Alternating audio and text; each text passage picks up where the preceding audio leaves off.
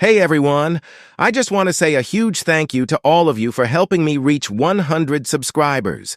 I honestly couldn't have done this without your love, support, and constant encouragement. Every like, comment, and subscribe means a lot to me. Now let's keep this journey going. Our next target is 200 subscribers, and I know we can do it together. If you enjoy my content, don't forget to like, share, and subscribe. Let's grow as a family. Thank you once again. When Luffy vanishes inside ancient ruins, the Straw Hats are pulled into a terrifying journey through his past. Trapped within Luffy's memories, the crew witnesses moments of brotherhood with Ace and Sabo, childhood pain, and scars Luffy never shared. As past and present blur, the Straw Hats must confront truths that were never meant for them to see, learning what truly shaped their captain. To escape, they must not only find Luffy, but also come to terms with the weight of the memories he carried alone. Disclaimer: this story do not belong to me. The author is Warm Memories and Brotherly Bonds by RoseDragonWitch. Respect to author. Chapter 47, Night of the Sea, Jimbei. Chapter 46, Middle Levels and Night of the Sea, Jimbei. Down, down, down, they all fell, following Luffy into this deep pit, feeling like they were falling right through the center of the world. It seemed to last forever, with the darkness pressing in on them from all sides. After several tense minutes of falling, they could see a feeble light coming from the bottom, and they knew that they reached the exit. Chopper, Zoro called and threw the little reindeer down to the floor, who exploded into his guard point so that they all had a soft landing. Luffy needed no such thing, for he bounced right back up and was looking around as if nothing happened. You know, it's times like this that make me hate Luffy for being made of rubber, Usopp said sourly, breathing hard as he tried to recover from that fall. He looked above him to where the hole was right above and stared in amazement. They sure fell a long way, he couldn't even see the top anymore. Luffy, meanwhile, was staring around as if hoping that he could find a sign that would point him in the direction of the next level. So, this is the second level of hell, Robin said, glancing around at the place. It looked a great deal like level 1, only there seemed to be a series of more staircases and hallways to choose from.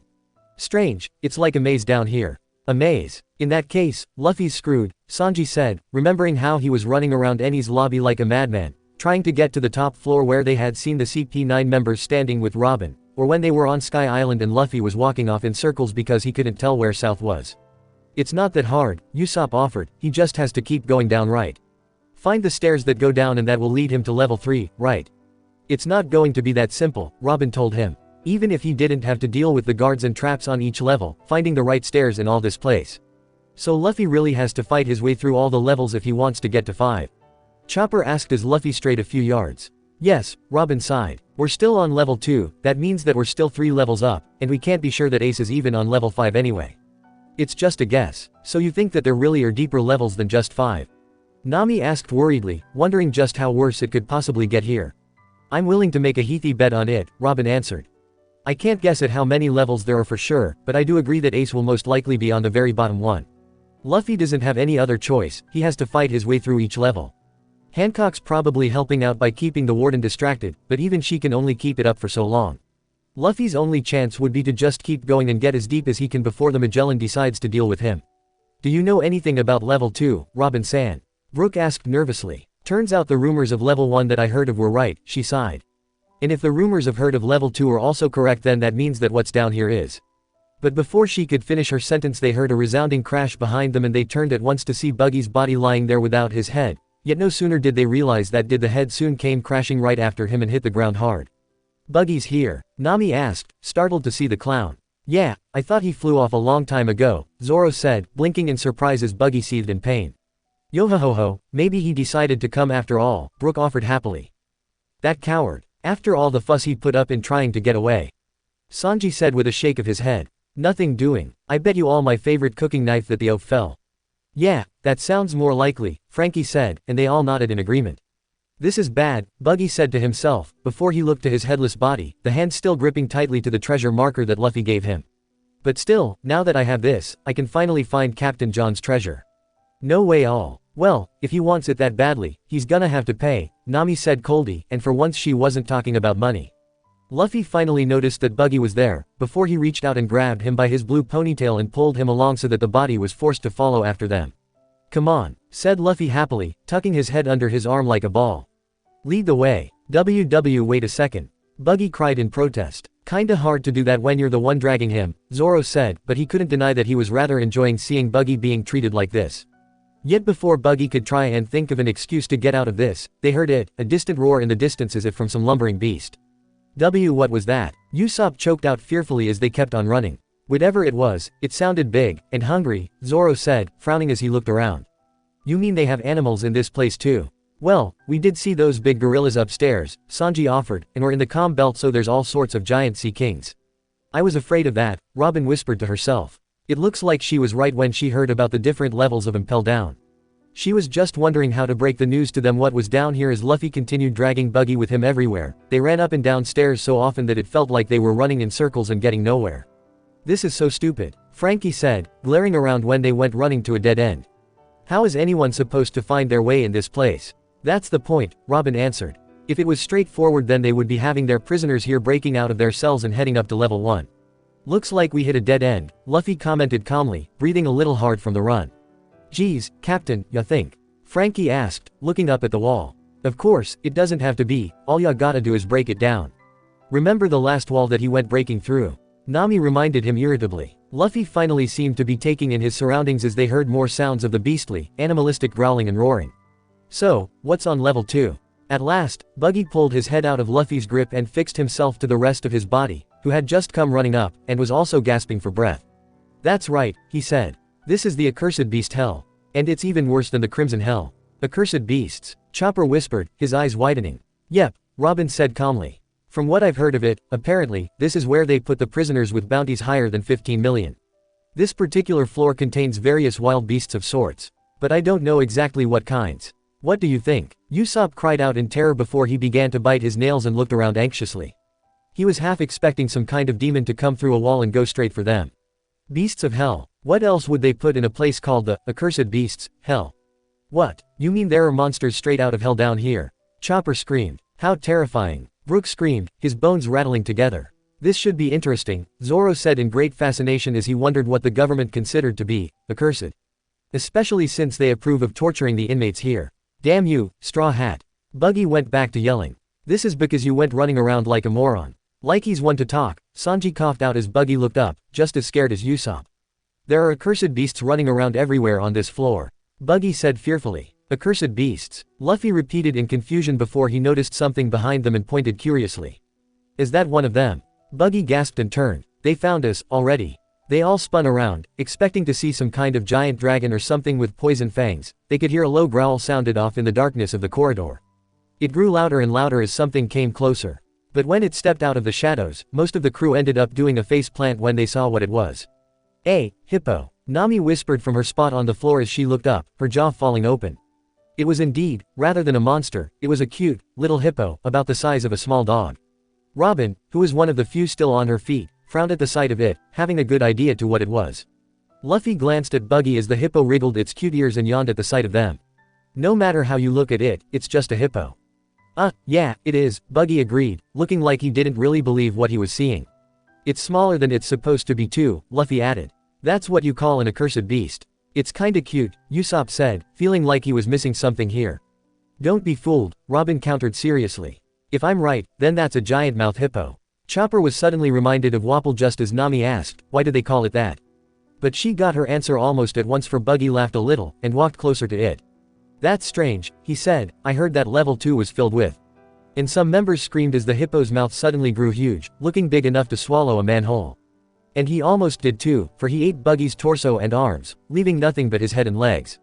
It may be small, but it can swallow things more than 10 times its size, Robin finished as Brook screamed. You could have warned us a little sooner, you know. Usopp yelled at her as they started to run with Luffy and Buggy. But the hippo wasn't giving up, charging right after them. Yet, it didn't seem to be able to get the idea of corners, for when the two took a sudden turn it ended up crashing right through a wall with a loud smash.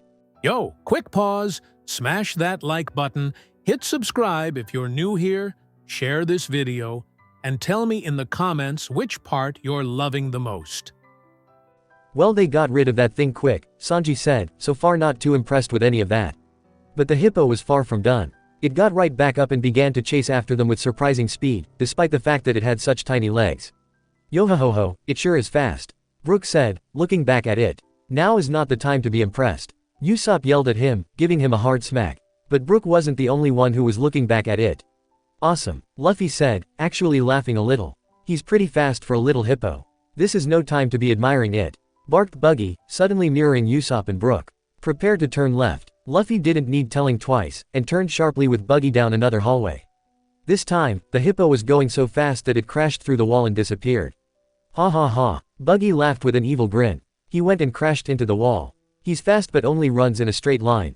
He spoke too soon. There was another crash in front of them and they saw the hippo back, having broken through the wall and took a shortcut back to them.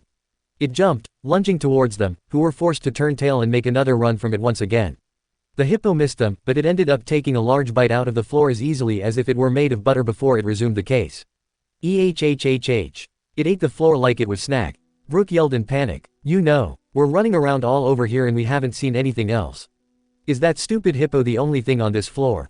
Zoro yelled in annoyance, wishing that something different would happen already. If I had to guess then I would say that the bigger ones lie a little bit deeper on this level, Robin said. Hey, Luffy suddenly yelled at Buggy, he just ate your body, you know. You sure you're okay with running away like this? Just watch and see, Buggy said with a grin. After all, I am the Chop Chop Man. They found out what he meant right away for suddenly the hippo gagged and tripped up, rolling towards them like a boulder, giving Luffy and Buggy hardly any time to jump out of the way before it ended up crashing into the wall once more. This time it seemed to have been knocked out and its jaw fell open so that the rest of Buggy's body jumped out so that he could pull himself together. What did he do? Nami said, impressed against her will. Luffy was asking Buggy the same thing, and he just cackled as he said, even if my body is in pieces, I can move them any way I please. That'll teach ya, you dumb hippo. I get it, Frankie said with a sigh, feeling sorry for Animal. He must have grabbed hold of something while he was in there. Poor little guy, I know how painful it is to be grabbed in places that you rather not have been grabbed. Not that their peaceful reprieve lasted long. They were forced to keep running in this place, Luffy now looking for the stairs downward again, while the rest of them were really getting tired of all the running they were forced to do while here. What other choice is there? Nami demanded irritably when Usopp began whining about how they've been running a marathon since coming to this island. We have to keep up if we want to know more to what happened. What was that? Brook said, having heard a strange buzzing sound coming from above. Probably more prisoners, Frankie said unconcerned. No, I hear it too. Sanji yelled as the buzzing became even louder and they looked up in time to see something falling towards them. What's wrong? Luffy asked as he braked to a stop, noticing that Buggy was looking up as well. I think I saw something up there, Buggy said uncertainly. Maybe it was a bat, Luffy said as he looked around. I don't think that's it, Robin said just when something came jumping from the ceiling and began chopping Buggy up into pieces, causing some of the straw hats to scream in shock. Duh! Buggy cried in terror, chop chop quick escape. What was that? Chopper shouted as Buggy and his chopped up body flew away and reassembled behind Luffy, who turned and saw that this time they were up against a giant praying mantis the size of a full-grown man. He was dressed in prison guard attire and its hands were longside like blades. That's a giant praying mantis, Robin said impressed, and began to start a quick sketch of it after she finished drawing the hippo. Yeah, I remember seeing a couple of them back on Jaya. Chopper cried out, remembering how he and Luffy were forced to run from those things when they came after them while they were looking for a south bird. Lucky for Buggy he can't be killed by blades, Brook said, feeling his heart calm down after the shock of seeing something like that happen so quickly. Not that he had a heart. The mantis struck at them again, but this time Luffy jumped out of the way in the nick of time just as Buggy was hacked into pieces again. Wow, said Luffy mesmerized, he sure can cut. Amateur, Zoro said, knowing that he could easily beat that thing in a battle of blades. This is no time to be impressed. Buggy's head yelled at him. If I'm chopped up much more, I'll be in big trouble. You mean there's a limit that he can cut up? Nami asked as they landed behind the mantis and Luffy began to compliment the mantis for how fast it was. Can't say, Robin said, I don't know the full extent to the chop chop fruit. But all devil fruits have their limits whether we like it or not. Maybe it's like a doll that's been pulled apart and stitched up so many times that it just starts to fall apart and you can't fix it anymore. That's a terrible comparison, Robin. Usopp said, shuddering at the thought. You shouldn't be complimenting it. Buggy cried out to Luffy as the mantis began to swing its scythes, in great arcs and circles so that it began to cut up the brick walls like paper. Of course, Zoro was far from impressed, privately thinking that he would have chopped those things up so much that there wasn't anything left. Luffy and Buggy both clapped at the mantis's display however. At least until it struck forward, ready to attack them, but then its blades ended up getting stuck in the floor. Ah, okay, Frankie asked as the mantis tried to pull itself free. God, these are accursed beasts. Sanji asked with some sweat falling down his face. Even those gorillas on the upper level were tougher than these things. Luffy muttered as they all watched the mantis struggle to free his blades. Think he's stuck. What should we do? Wada mean, what should we do? Buggy snapped. Wanna just go? Luffy offered. Yes, Chopper sighed tiredly. The sooner we get out of here, the happier I'll be. Without waiting any longer, the two walked right past the mantis, leaving it stuck and still struggling to get free. Are you sure these are accursed beasts? Luffy questioned Buggy doubtfully, looking like he had been promised a real treat, only to be severely disappointed. You know they don't seem all that tough. That's what I said, Zoro said, following after them with an identical bored expression. This is nothing. True, Buggy said to Luffy's question, having finally calmed down. They're not at all what I thought they'd be. Level 1 was a lot worse than this. Then again, if you think about, there's no way that accursed beasts can exist outside of. Brucka. This time this roar was so loud, so great, that it created a wind strong enough to pull the mantis behind them free, and out of their sights. What the hell? Nami cried as the wind died down and she looked up. But what she saw made her almost faint from fear. What was that? Luffy asked as Buggy looked up, but then he gasped and froze in place. Chopper, Brook, and Usopp all shrieked at the sight of a creature sticking its massive head through the narrow passageway. Now that is something you don't see every day, Robin said, looking up with wide eyes. What's the matter? Luffy asked, having not noticed that they weren't alone anymore. But when he followed Buggy's gaze, shock registered on his face. For standing over them was a humongous bird-like creature that looked mostly like a giant rooster, only this thing had a reptilian face, rows of sharp teeth, and a forked tongue like a serpent sticking out in a deranged manner. Finally. That's something you'd expect to be down on a level known as the Accursed Beast's Hell, Sanji said causally as half their crew screamed in fright. What the hell is that thing? Usopp screamed as it let out another rooster-like roar and went charging at the two at its massive feet. Ah! Luffy and Buggy screamed. A monster! Rune! Buggy shrieked and the two turned and bolted as fast as their legs could carry them with the lumbering beast hot on their tail. Come on, Luffy! Zoro yelled at Luffy. You can take that thing out easy. It's nothing compared to some of those freaks back on Shiki's island. Damn it all. Buggy cursed as they ran. The rumors were true, after all. We're gonna die. I never even wanted to be dragged down to level 2 with you. I was planning on leaving you behind while I made a break for it. Why doesn't that surprise me? Sanji said, having already guessed that his plan had been something along those lines. Huh? Luffy asked, clearly not having heard anything that Buggy just said. What did you say, Buggy? What the hell is that thing? That's what I want to know. Brook panted, looking behind him, only to yell in fear at the sight of such a creature as Nami yelled, Luffy. Pay attention to what he's saying. He's not here to help. It's the rarest of mutations. Buggy answered. A snake hatched from the egg of a chicken. The basilisk. So that's what a basilisk looks like, Robin said in interest, having just finished up her picture of the mantis and flipped to a new page. I always thought that it would look more like a snake, to be honest. You're drawing everything you see down here. What's wrong with you? Usopp yelled at her. It's not something you see every day, she answered casually. Those things come from chickens. Luffy screamed back at him. That's why they call it a monster, Buggy bellowed out. On the surface, it'd just attack and eat people, so they brought it down here as a guard. Where do they find these things? Frankie shouted as the basilisk continued to give chase, pushing itself through the narrow corridors, trying to bit at the two of them. While Luffy dodged its mouth, Buggy just split himself apart to keep from getting eaten. They dove under an archway that supported an upper level of cages. The basilisk ended up getting his own head stuck in it. Luffy saw this, and that was when he skidded to a stop, turning to face the beast with his fist raised up. What are you doing? Buggy yelled, pulling himself back together. I don't have time to deal with this. Luffy yelled, putting his thumb between his teeth, and they knew he was about to perform a third gear. Right, bright it on. About time. Zoro cried out, glad to see Luffy stop running. Are you out of your mind? Buggy shouted at him. No matter how you look at it, there's no way you can beat something that big. He then turned and grinned to himself. Well, that's fine. Now's my chance. He's gonna leave now, isn't he? Sanji sighed. It wasn't even a question to what he was gonna do. Let him go, Zoro said unconcerned. He doesn't know where he's going or anything. We're better off without him around. I'll leave the rest to you. Buggy said, his arm held in farewell. Well, so long, Straw Hat. He turned to run again, but as he did so, Luffy had blew the air into his fist, making it grow to a giant's arm, and was pulling back for a punch.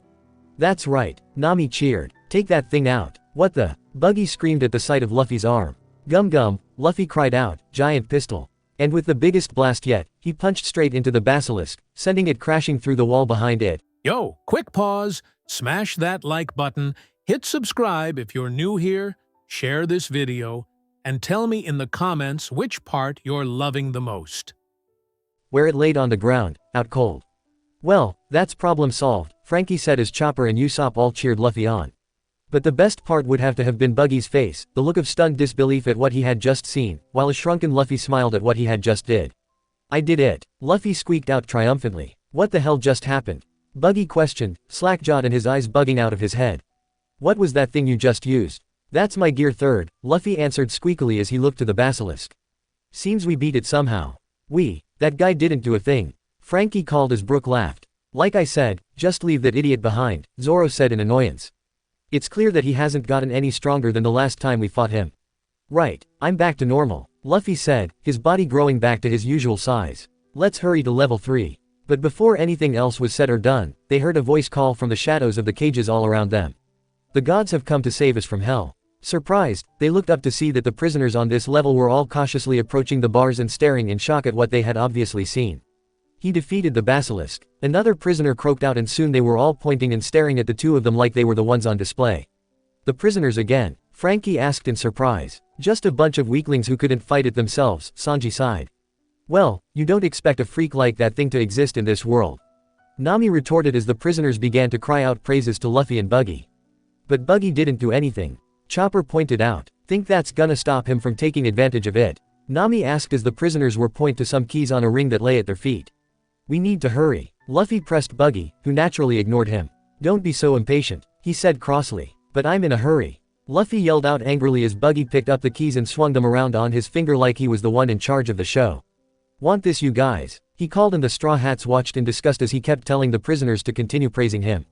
Thank you so much, Captain Buggy. You saved us, Captain Buggy. We'll never forget this, Captain Buggy. I'm gonna be sick, Captain Buggy, Sanji added darkly. He looked to the prisoners and though that these guys should show a little more dignity. That's right, Buggy exclaimed as he tossed the keys to them and they quickly began to open their locks. Remember the name of your savior. Now go, and unlock the other cells. Free your fellow comrades. In that case, he should be the one to deal with the next monster that comes along, Frankie muttered darkly. Do we have to watch this? Zoro asked in annoyance. But it is a good idea to release them from the cells and have them cause trouble, Robin pointed out. The guards will be focused on trying to prevent them from going on a riot and that will help Luffy out in a long run. Still, it was a relief when Luffy grabbed Buggy once again and dragged him along, running once again down a random corridor. Are you satisfied now? Luffy asked in annoyance. Now you've gotta help me out. Hurry up and show me the way downstairs. Is there a hole that can take us down to level 3? Let me go. Buggy barked. I don't know how to get to level 3. There's no way I'd remember all the passageways in this place. It's like a maze. Let go of me, Straw Hat. What the hell? Luffy shouted at him angrily. You said you'd take me to level 4. He never meant a word of it, Luffy. Sanji sighed. That guy was just too trusting for his own good. I lied. Buggy retorted. I only wanted the treasure marker on your arm, so I lied to you to get it. But now those other prisoners are gonna mess up the floor for us. You lied to me, Luffy growled, stopping so that he could look at him with real anger this time. But speaking of other prisoners, the prisoners that they had all just released and had gone running out of here were suddenly running towards them in a large mob. Brook cried out that they were coming for them now, but instead they ended up running straight past them with panicked looks on their faces, and to their amazement, bolted straight to their cells. What the hell? Didn't they want to leave? Usopp asked, not getting what was going on. You think that basilisk is the only monster down here? Robin asked lightly. No, if I had to guess there's something bigger and meaner not too far off. What do you have in mind? Frankie asked, but when he saw Robin open her mouth to make a suggestion he added quickly, never mind. I don't want to know what you think is down here. Each his own, Robin smiled back. What's the big idea? Buggy screamed at them all. Wasn't this your big chance to escape? We got a little ahead of ourselves, said one of the prisoners, closing the doors. There's no way we can leave this place as long as the boss of this floor is roaming around. Yeah, we're a lot safer in here, one of the others shouted. Boss, most of the Straw Hats repeated, not liking the sound of that. So now what are you gonna do now? Frankie smirked as Buggy sweat dropped nervously before turning to Luffy. Right, Straw Hat, he said, as if nothing had happened. I'll tell you how to get level 3. Hey, didn't you just say that you didn't know, Big Nose? Luffy yelled at him. Thank God that he can listen, Nami sighed. Honestly, if Luffy had just brushed that off, then she would have been seriously lost any hope for him. Who you're calling, Big Nose? Spat Buggy. Who does he think? Sanji demanded, who else there has a big red nose like that? If you are having problems finding your way on this floor, how about I lend you a hand? Said a voice behind them and they all turned, some of them with their jaws falling open at who it was now. Though he was dressed in the same tattered prison garb as everyone else, covered with dirt and filth, his hair now a limp mess, there was no doubt who it was. Usopp yelled, pointing a finger at him. It's Mr. 3. I did hear he was captured after the Alabasta incident, Robin said in great surprise, suddenly wondering how many other of her former fellow agents were now down here as well. Huh, Luffy muttered, looking at him with that innocent confusion on his face. Who are you? Buggy questioned. Nami sighed as she shook her head. God, can't we come across someone who can actually help Luffy instead of old enemies? It's been too long, Straw Hat, Mr. 3 began with a smirk. Straw Hat, it seems as though, thanks to you, I'm a free man. I am a man who repays his debts. Funny, I didn't pick that up when he threw that key away after we got him out of that gator's stomach, Zoro stated darkly. Though, now that he thought about it, Robin did say that key was supposed to be a fake. But his powers did get you all out of there in the end, Brook pointed out cheerfully. It's all about getting the job done. Who are you? Luffy asked in confusion as some of them sighed, not the least bit surprised. Of course he wouldn't remember, Nami sighed, wishing that she could forget how she had almost been turned to a wax statue thanks to that jerk. You think the big 3 on his head would clue him in, Sanji pointed out. Nah, he wasn't worth mentioning anyway, Zoro yawned out as Mr. 3 looked taken aback, as well as a little insulted, that Luffy didn't recall him. He growled at him and held up his limp hair so that they couldn't possibly mistake it for anything but a number 3. Oh, that, 3, means, said Luffy, thinking hard. You're that guy who was on the Giant's Island. 3, it's Mr. 3, Mr. 3 corrected angrily. What's the difference? Zoro asked with a shrug as Mr. 3 put his hands together and then separated them to form a kind of bridge of wax between them and laughed. Man, we just keep running into a lot of old faces here, Brook said, I can't help but wonder just who else we could possibly run into. I'm sure we'll find out, Sanji said, just hoping that they would soon run into someone who would be of some use to Luffy. Yet his hopeful thoughts didn't last long, for they were spotted by a whole mob of beasts, some of the strangest ones they've seen yet. There appeared to have been a group of lion-like creatures with human faces, as well as a giant centipede, the monster mantis, and even the giant mouth hippo from before hot on their tail so that all they could do was turn and run. It would seem that the beasts on this level have noticed our presence. Mr. 3 exclaimed unnecessarily. Oh, ya think? Nami yelled. What are those things? Chopper called, staring behind him at them all. Seeing those human faces on those lions sent shivers down his spine. I've heard about them, Robin called, and if I'm right, then they're the manticores. Monty what? Usopp yelled at her as Luffy shouted out, we don't have time to keep running forever. True, Buggy yelled out, surprisingly agreeing with Luffy for once. But if we get caught, we'll become those things' prey. And if we wait around for them to leave, the prison staff from the other floors will catch up. Not too many great options, here. Frankie called out. It's obvious. Take those things out and head to the next floor before you get caught. Zoro shouted, glancing back at the monsters. They didn't look all that tough, but there were a lot of them. Luffy suddenly braked to a stop and turned to face the creatures. He screamed at the other two that he was in a hurry and that he didn't have time for this. And so, the other two behind also decided to try it as well, and they combined their efforts to try and attack. Luffy's fist hit the giant centipede first, but to their shock, it exploded into several pieces and several smaller scorpions burst from the sections before they went running at them. Buggy's axe was able to take out 3 of the manticores while Mr. 3's hardened the wax around the legs of several others and stopped them in their tracks. Just when you think you've seen everything, Robin said in great interest, having to abandon her picture of the centipede and work on the scorpions instead. The centipede just exploded, Luffy exclaimed as he continued to run. It was made up of a bunch of puzzle scorpions. Mr. 3 explained as they all bolted. They're poisonous. Oh, this just keeps getting more fun. Sanji yelled sarcastically. I bet I could cook up those guys. How much do you want to bet that they taste like shrimp? Chopper was frowning a little, however. He remembered when he saw the poisonous wound on Luffy's arm after they were making sure that Sanji was alright back on Fishman Island. Luffy said that he almost died from poisoning back in Impel Down. Was it possible that he got hurt from those scorpions? Even a tiny scorpion can kill a person in minutes.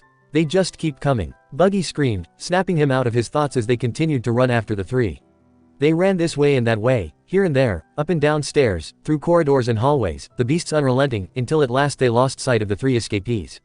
Where'd they go? Usopp gasped, unable to believe that he lost sight of them. I believe, we lost them at the last turn, Brook panted. Oh, I don't think I can run anymore, my lungs are burning in my chest. Ah, not that I have lungs. Yo-ho-ho-ho. The monsters had all realized that they were gone as well, stopping and looking around in confusion, as they tried to figure out where they went this time. Wait, Brook added, having heard something. It was the light footsteps as though someone was walking down a nearby corridor. This certainly was enough to gain the monsters' attention as they turned to their right and went bolting down the hall. The rest of the Straw Hats were about to follow, at least until Zoro spotted someone hiding right above them and called for them to stop. For what? Usopp asked at once, and he merely pointed up to where Luffy had jumped down from the ceiling with Mr. 3 and Buggy. I can't believe that worked, said Luffy, sounding impressed. But it was Buggy who floated down towards them, his feet missing. See, he laughed, I told you. They were completely fooled by my fake legs master plan. Nami began before she understood. I get it. He used his feet to trick them. Not that it's going to help them for long, Robin said, smiling proudly at her finished picture of a manticore. He's talking so loudly. She was right, for Buggy was laughing at the top of his lungs and yelling out what idiots those monsters were. Unfortunately for them, the beasts heard him and had come running back. I didn't think it possible, Sanji sighed, but Buggy's mouth is even bigger than his nose. Moron, Nami muttered bitterly as Buggy's feet were thrown at him, hitting him right in the nose as their friends came running back towards them. You just blew our cover. Luffy yelled at him and soon they were running again. Damn it, Buggy yelled furiously before he seemed to think of something. He then yelled out to Mr. 3, hey. By the way, I heard that the boss of level 2 is supposed to be some kind of lion. Are those the things chasing us the ones? There's a lot of them but other than that, they aren't that dangerous, Sanji said firmly, and it was Mr. 3 who explained. No, those are the lions with human faces. Manticores, he shouted, and if they catch us, they'll eat us whole. Including our bones. Even our bones. Brook gasped out, but I'm nothing but bones. I thought so, Robin answered, thinking back to the book of mythology she read once. They are said to not be picky about their food. They'll eat anything. Like Luffy? Frankie asked with a snort of laughter. In one sense, yes, she chuckled a little. But Luffy doesn't eat the bones, at least I don't think he does. Even our bones. Buggy cried out in fear as at that moment they heard a terrible groan coming from behind them. Keys, the dark voice said, and they looked back in time to have seen that the word had come from one of the manticores. They can't talk. Chopper screamed out in shock. Please give us the keys, another manticore groaned out. Buggy and Luffy were both looking back in shock at what they were hearing, but Mr. 3 shouted out, ignore them. They are simply able to imitate human speech because of their human faces. Help me, cried one manticore. It hurts. So painful, cried another. They're just saying words they've heard the prisoners say, said Mr. 3 hurriedly. They didn't even know what they mean. Oh, that's just terrifying. Usopp yelled as they all felt cold at the thought of what that meant. That sounds almost as bad as being torn apart and eaten by those things. Who knows what other horrible things will come out of their mouths. Screams of agony, crying, pleading for mercy. See creepy. Luffy gasped out. I hear you there, Captain. Frankie called as he saw the mouth of one of the manticores open up and he was expecting something horrible to come out again. But instead, loincloth, it said. Strawberry panties, cried out another. What? The Straw Hats all yelled, almost falling over at such a stupid, unexpected thing. You've got to be kidding me, Sanji said. Prisoners were really saying stuff like that. Well, they do say that being imprisoned does crazy things to you, Usopp offered. I guess being in a place like this with no girls around would make you desperate. Don't even mention such a terrible place. Sanji roared out, quivering at the memories of where he had been. Oh, he had longed for a woman all right, but he was never so desperate to go for any of those disgusting people who dressed like a lady. Okay, now they're just repeating dumb stuff. Buggy yelled. Beef steak. One of them shouted out, which got Luffy's attention. Beef steak, Luffy repeated, with his mouth beginning to water as he looked back. Where? Don't react. Buggy snapped, smacking him over the head. Well, for once I agree with that, Nami sighed. At the very mention of food and Luffy's short attention span suddenly becomes non-existent. Luffy, focus here. Hey, you, Luffy said, turning his attention to Mr. 3. You said that you'd lend us a hand, right? Of course I did, Mr. 3 answered, panting for air. After all, we should combine our resources to escape from here, shouldn't we? Well, he's in for a nasty surprise, Sanji said in amusement, wondering how Mr. 3 was gonna take the news. How do I get further down? Luffy asked seriously. I'm headed for level 3. What? Mr. 3 cried out, you don't intend to escape. Aren't you heading to level 1? Straw Hat plans to free his brother Ace.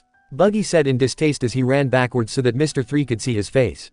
What? Brother? Mr. 3 cried out in shock. Straw Hat, you and Fire Fist are siblings. And you're here to rescue him. I know that's what happened and I still have a hard time accepting it, Usopp sighed, glancing around the dark walls. You have to have some serious brass to ever willingly come to this miserable place. Nice to know that there's someone who will go through so much for you though, yo-ho-ho-ho, Brook said fondly. You would be lucky to have someone like Luffy-san as a friend. And once he thinks of you as one, then he'd give you the shirt of his back if you needed it. I'm in a hurry, was Luffy's only answer, but that seemed to be all that was needed to be said. For a moment, Mr. 3 seemed to be trying to comprehend what that meant. Stop joking around, you must be insane, he screamed at the top of his lungs. I'm getting out of here. Mr. 3 ran for the nearest flight of stairs but Luffy stopped and stretched out his arm to grab hold of his shoulder to stop him. Wait, Luffy cried as Mr. 3 continued to try and run as Buggy stopped as well. In that case, can you at least tell me where the stairs are? It's the least that you guys can do. Frankie yelled out at them. If they wanted to get rid of him so badly, then why not just tell him the way to get downstairs? Mr. 3 suddenly stopped struggling as he seemed to think that request over. To their surprise, he hopped back down the stairs and said, almost happily, "All right, Straw Hat. Let us go on together." "Huh," was the general response to most of the Straw Hats. "You mean he's actually going to be helping out now?" Usopp gasped out, trying to think of what the catch is here. "Oh, he doesn't really mean it," Robin said, knowing how he thought. "I rarely ever spoke with him while I was still with Baroque Works, but I know that he always looks to gain a profit out of anything. It's just like with Buggy. He'll go with him only so far until something dangerous pops up. If I had to guess, he most likely wants to use Luffy as some kind of distraction so that he can escape." "Why oughta wring his neck," Frankie growled furiously as Buggy gawked at him as they ran down a flight of stairs and headed even deeper into the floor. Luffy was just happy that he had someone willing to show him where the next floor was and went happily right after him as Mr. 3 continued to chant, "Leave it to me, Straw Hat. Follow me." But before he could finish speaking, he ended up running right into something. They had quickly caught up to him and, at first, thought that he had simply run into a wall. Only they noticed right away that it wasn't made of stone. It was a grayish color and seemed to be soft, like fur, and they noticed that it was breathing. "Walls don't breathe," Zoro said, looking up at it. "Then what do you think?" Usopp croaked out fearfully as the beast turned its head to see what had run into him. They looked up at the massive creature to see the long tail that was brushed at the tip like a lion's while its forelegs and shoulders were covered in a light-colored feathers, surrounding the old, man-like face and gray mane. "Ah, really big manticore," Chopper screamed in terror at the sight of it. "Not quite," Robin said, recognizing what it was at once, and unable to believe that she was able to see such a creature. "Unless I'm mistaken, that's the Sphinx." "Sphinx? What the hell is that?" Usopp screamed out, "Can't we get a break down here? It's supposed to be hell, what did you expect?" Zoro asked loudly. "I can't wait to see what level 3's like."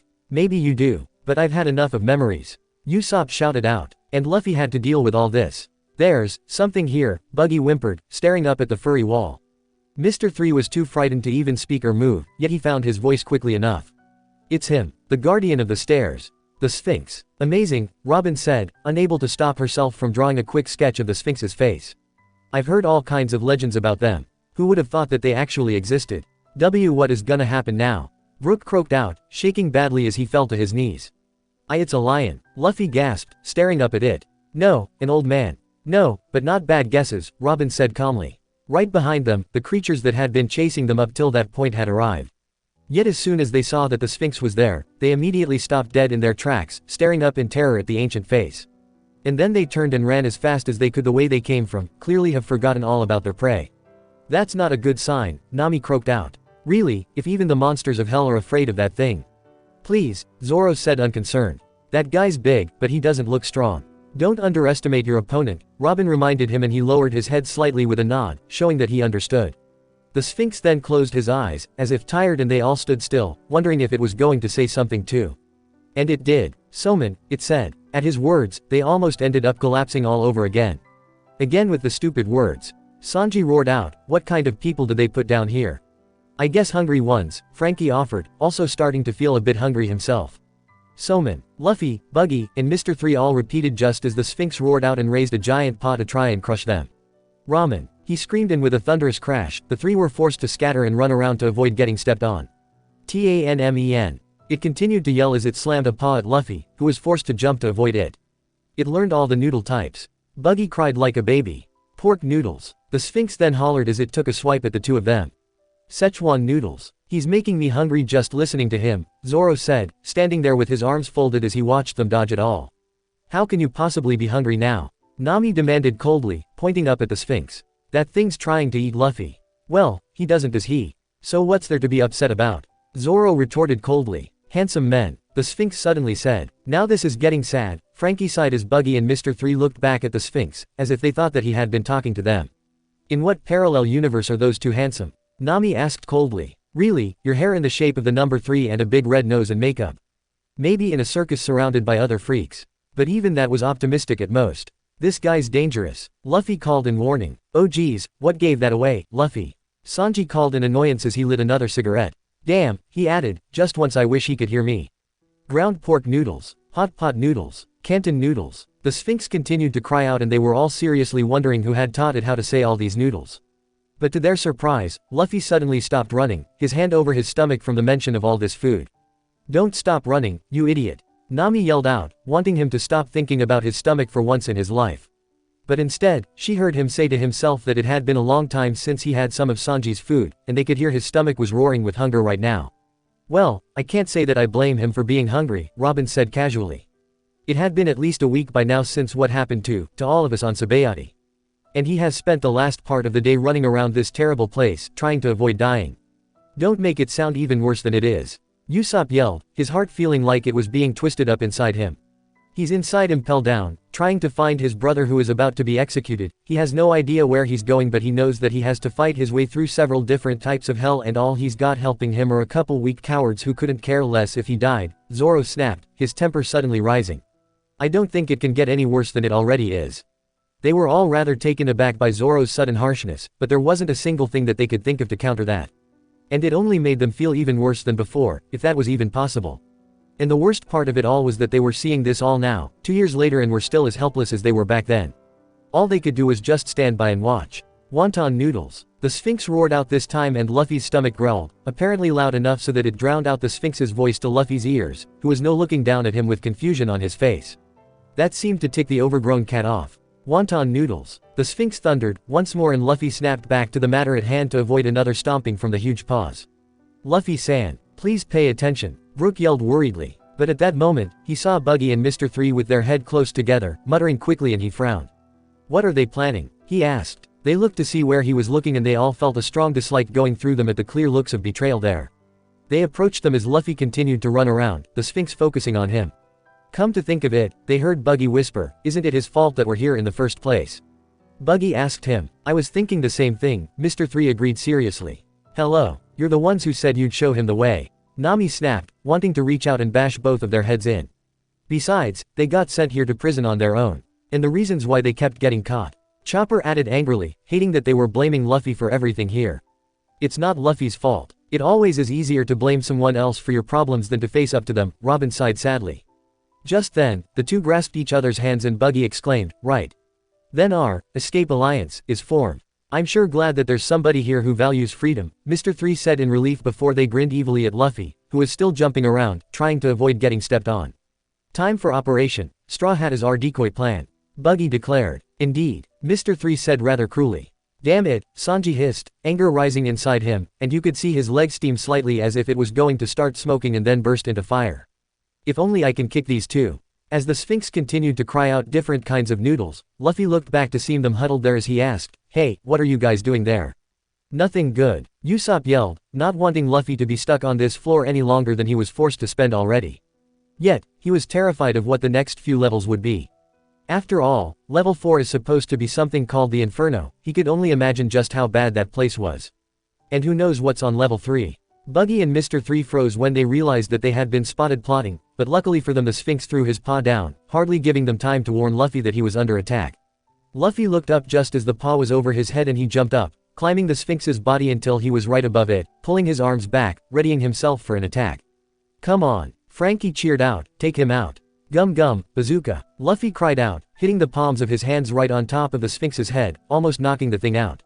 But it just roared out in fury as Luffy was forced to cling onto its head. Damn, tougher than I thought it was, Zoro said as the Sphinx was trying to throw him off. Why would you upset it on purpose? Mr. 3 cried up at him. I don't see you guys helping out. Usopp yelled at him, do something to help for once. Buggy, however, freaked out and went flying off to some higher grounds while Mr. 3 stared around in horror. Wait, he yelled, you two are unfair, escaping to a higher ground like that and leaving me down here. Karma's a bastard, Sanji said, knowing that those two were about to do the same thing to their shit-headed captain. They're just sore losers if you ask me, Zoro yawned as the Sphinx then spotted Mr. 3 and went after him. No, wait, Mr. 3 cried in terror and they all froze as they watched the paw slam down on him. Their eyes widened when they saw the Sphinx raise its paw to see that Mr. 3's body had turned bone white and was now crumbling in pieces. Ah, Chopper screamed in horror. He's dead. Not quite, Robin answered, still drawing. Did you forget about his wax powers already? Oh, right, Brook gasped, letting out a sigh of relief. Though he didn't like Buggy or Mr. 3, he didn't want to see either of them getting killed in such a way. But then they heard an annoying familiar voice start to laugh before he said, you fell for it, you simple-minded creature. They looked up to see that Mr. 3 was still there, but standing a little farther away from where his wax statue had been. That is a wax statue I created with my wax powers. He bragged, "It doesn't have Ms. Goldenweek's brilliant coloring, but it's more than enough to fool a dumb beast like you." "Oh, no, you don't think that she's down here too, do you?" Nami asked, knowing that it couldn't be good news for Luffy if that was the case. "If she is, I doubt that she has her paints," Usopp pointed out to her, and Nami thought that over, realizing that he was right. He might survive an encounter with her after all without having to worry about his mind being taken over. "What is with these guys loving to hear themselves talk?" Sanji asked, rolling his eyes. This guy was as annoying as he was in Little Garden. But Mr. 3 was already making even more wax clones of himself, all of them in different positions and expressions on their faces. He began to spread them around the room so that there were several dozens of them all around them, and even they were starting to have a hard time keeping track of them all. Now, they heard his voice cried out from the crowd of fake Mr. 3s. "Which one's the real one?" The Sphinx was looking over each one with great interest as well as confusion. Finally, it made a guess and stomped down on a random figure, and they heard the crunching sound of wax over the crash of his paw. "Wrong." Mr. 3 laughed out and the Sphinx went out for two more. "Wrong again," Mr. 3 called out tauntingly. "Hey, this looks like it might be fun." Frankie laughed. "Now, those are super copies. I'll give him that." Over and over the Sphinx went to smashing at the wax statues, but there were so many around them that even with his size, he was having a hard time trying to figure out which one to go for next. "That's so cool," Luffy commented, from his spot on the Sphinx's head. "It's like a game of whack-a-mole." He laughed and started pointing at random statue for the Sphinx to hit. "Get that one," and the Sphinx went for it before they saw that it was just a statue. "You got it wrong." Luffy laughed before looking behind them. "How about that one?" And that was how it went. Luffy would cheer on the Sphinx even as it kept guessing wrong. He was smiling and laughing, as even the Sphinx seemed to be enjoying himself with this guessing game. "You know, the last time that Luffy had to guess which one was the real Mr. 3, he ended up guessing the right one right away," Robin pointed out. "I'm more amazed that he's playing around with that thing," Nami called out as the Sphinx was now acting more like a playful kitten than anything else. "Yo-ho-ho-ho. Luffy-san knows how to have fun." Brook laughed as Luffy and the Sphinx continued their game. "You're in on it too, huh?" Luffy laughed, as the Sphinx continued to happily break more of the statues. "He's making friends with strange creatures again," Usopp groaned out. Though he supposed that he'd rather have monsters with them than against him. However, they were actually starting to enjoy watching this particular memory of Luffy playing around here and act more like his old self. That gloomy, serious Luffy wasn't one that they saw often, and it only helped to increase their own sense of guilt over the whole thing. At least they were able to forget about what the future held past this moment for even such a short time. At least until Frankie really began to notice all the tremors that the Sphinx kept making. "I don't like this," he said, noticing the walls beginning to shake. "You know, if he keeps this up then it's only gonna be a matter of time before he breaks right through the..." But it was too late. Before he could finish his sentence, the floor beneath them began to crumble and crack, and several of them were screaming out in fear as the floor began to collapse under their feet. The bricks fell away perfectly like a puzzle, and they saw darkness below them as they began to sink, and next thing they knew was that they were falling through it. Luffy was falling, still clinging to the Sphinx's mane, and his laughter turned to fear as he, along with Buggy and Mr. 3, fell through the darkness. "Oh, you've got to be kidding me." Usopp screamed in terror as he clung tightly to Chopper and Brook, all of them screaming as they fell through the dark. "Nami, don't you fear, I'll save you," Sanji cried out, reaching out his hands for her, and she pushed him away. "Dope, we can't get hurt here," she yelled. "Didn't see this coming," Zoro said in great interest, "but you gotta admit, saves a lot of time and effort." "Oh, shut up," Usopp cried, not liking this at all. "I've made up my mind. If I have to choose between dying and being arrested, I chose dying. There's no way that death can be worse than this place. I'm with ya there." Sanji had to shout over the sounds of screaming. "But it's only gonna get worse from here. This is bad," Mr. 3 bellowed out, as he clung onto the Sphinx's fur. "Hey, that's level 3 below us, you know." Buggy screamed. "Sorry noodles." The Sphinx cried out, and even won a few chuckles from the Straw Hats, despite the situation they were in. "Straw Hat," Buggy's voice bellowed out, "you're like the god of horrible fortune." And like that the memory faded so that they were back in the darkness again. "Man, this keeps on getting even more intense," Frankie said, breathing hard, "and now we're gonna see level 3 in a minute. Makes me wonder how bad that place is gonna be." Nami gulped, wondering just what could be worse than being eaten alive or torn apart. The waiting for the memories to come back was starting to become painful for them all. When at last it did, however, they didn't even recognize it at first, for it was still very dark. Yet it didn't take them long to realize where they were this time. "Oh, no," Nami whispered before she looked around and spotted the familiar cell to her right and went over to it to see him still there. Ace was still chained up to the wall, looking as beat up and defeated as he had with the memory of Garp there. "Ace," Chopper said sadly, wishing that there was something that he could do to help take away some of Ace's pain. "There is no excuse for something like this," Sanji hissed, furious that the government got away with this kind of torture. "I can't stand this," Frankie said bitterly. The next time that he saw someone from the world government, he was going to break their face. But why are we seeing? Usopp began, unable to truly look at Ace's bloody form. But at that moment, from the shadows in Ace's cell, there was a hulking figure rising up against the heavy chains that kept him bonded there. In fact, the hulking figure caused such a fuss, another massive creature came from the hallways. They couldn't see the thing's face thanks to this darkness, but they could at least see that whatever it was, it didn't seem to be human. They backed away, seeing the thing raise its arm while armed with a heavy mace. It approached Ace's cell, but seemed more focused on the one making all the noise rather than Ace. It was then they heard another familiar voice speak up, I'm not going anywhere. No, Nami cried out, recognizing that voice anywhere. It couldn't be. With a horrible cracking noise, the guard hit the struggling figure with the mace before forcing him to sit down. It was then that the guard left, where the shadowed figure breathed hard, as if biting down pain. Nami went running forward, desperate to see his face, and gasped when she recognized him. It was Jinbei. He looked just like the same fishman they had met before at Fishman Island, only now he was heavily beaten and the kimono with diamond-shaped patterns on it was dirty and torn. It looked he had been treated almost as harsh as Ace had been. Damn, he grunted in annoyance. Didn't even hit that itchy spot. Now that's tough, Zoro said impressed. What's Jinbei doing here? Chopper cried out in shock. So he and Ace were cellmates? Usopp asked, rubbing his eyes as if to make sure that he was seeing this right. He looks like shit, Sanji said, unable to believe that they were able to keep someone as strong as Jinbei locked up here. But, Brook began, looking lost, but it was Robin who had the answer. Jinbei was highly opposed to the war, remember? She reminded them all. It makes sense that he might have tried to stop this war on his own. And so, they felt the need to put him here. At least until after the war was over. How were they able to get him down here? Usopp yelled out in bafflement. He's anything but weak. Yes, but don't forget, the Marines have strong ones too, Nami said, frowning sadly at Jinbei's beaten form. Ace, meanwhile, barely glanced over at him. Looks like they've given you another beating, boss. This is nothing, Jinbei said grumpily. The wounds hardly hurt. It's my heart that's aching right now from not being able to do the right thing. Oh, Jinbei, Nami said, her own heart hurting at how much pain that Jinbei must be in. He truly wanted to stop this war, but remained powerless to do so. This must be so hard for him, Brook said sadly. To think that this all could have been avoided, but the government insisted on raging an all-out war just to kill Whitebeard. Jinbei, Ace muttered tiredly, but there was a slight light of understanding in his eyes. I can't die here, Jinbei said determinedly. At least not yet, Ace. I couldn't care less if I lose my title as one of the 7 warlords. That title means nothing to me. He hung his head as he went on. I'd gladly give up all I had, even my life, to stop this war. He really is something else, Chopper said, his own eyes shining in amazement. He now couldn't wait for Jinbei to join their crew and sail with him. It would be so awesome to have him around. I thought that Luffy didn't meet Jinbei until they were at Marineford though, Zoro said thoughtfully. So they actually met here in prison. Yes, Robin said, I can guess what happened. Since Ace was killed at Marineford, Luffy must have failed to make it down here in time. They must have already moved him by the time that he did get here.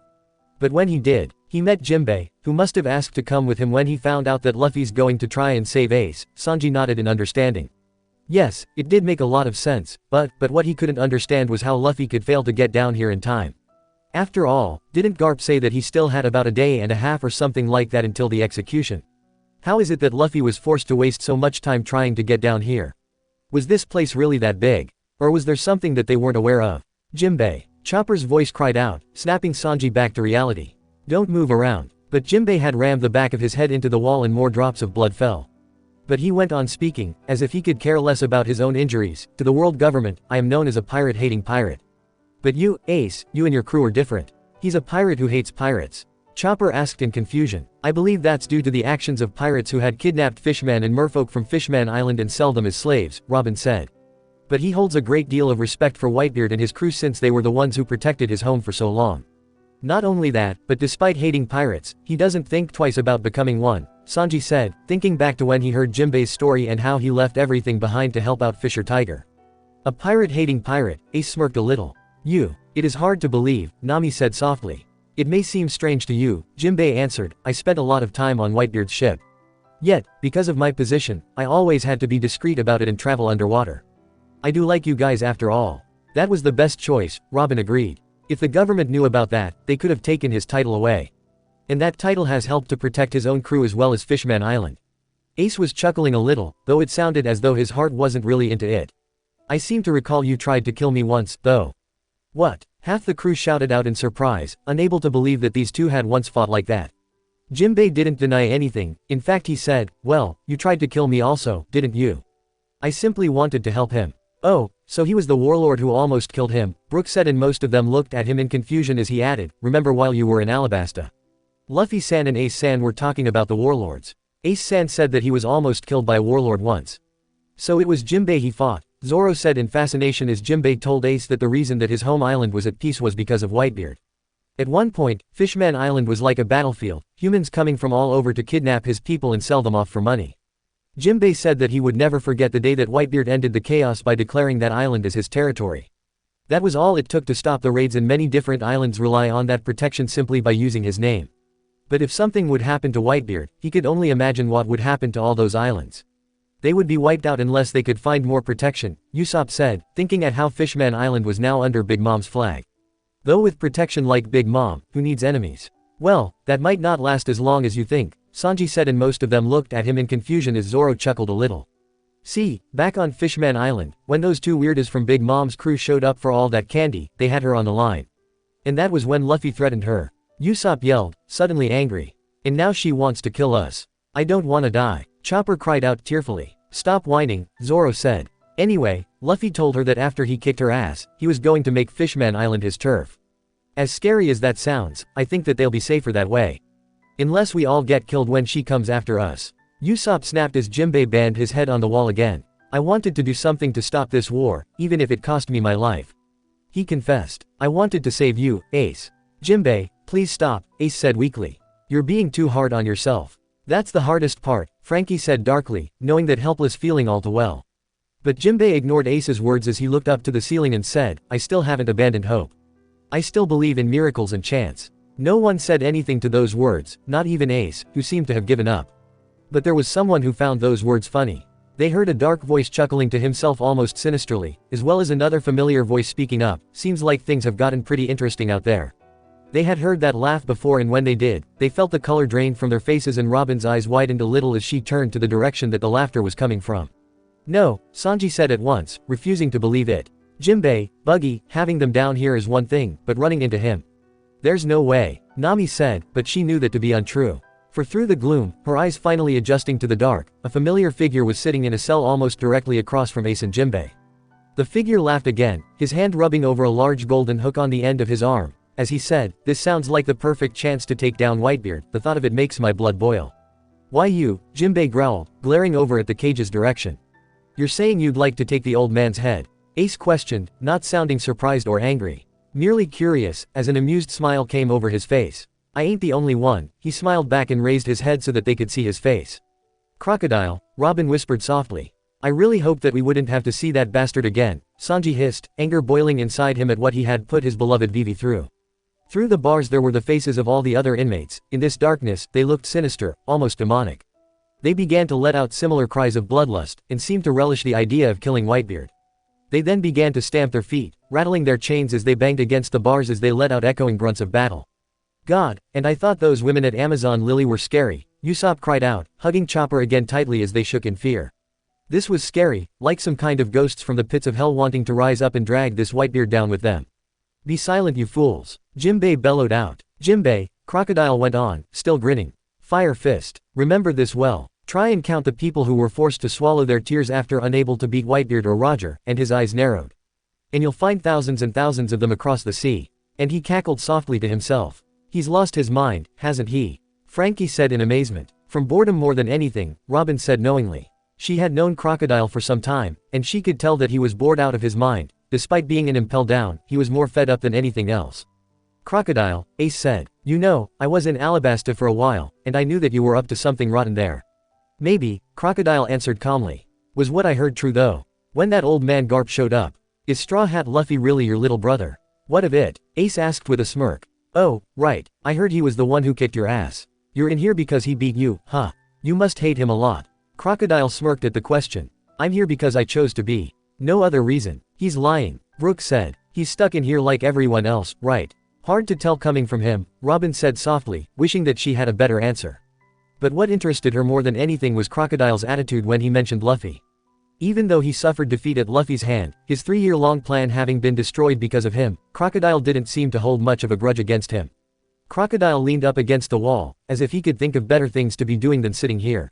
Jimbei was glaring at him, looking like how they all had felt. Jimbei, Ace suddenly said quietly, getting Jimbei's attention. They looked over at him, and Ace seemed to be hesitating what he should say.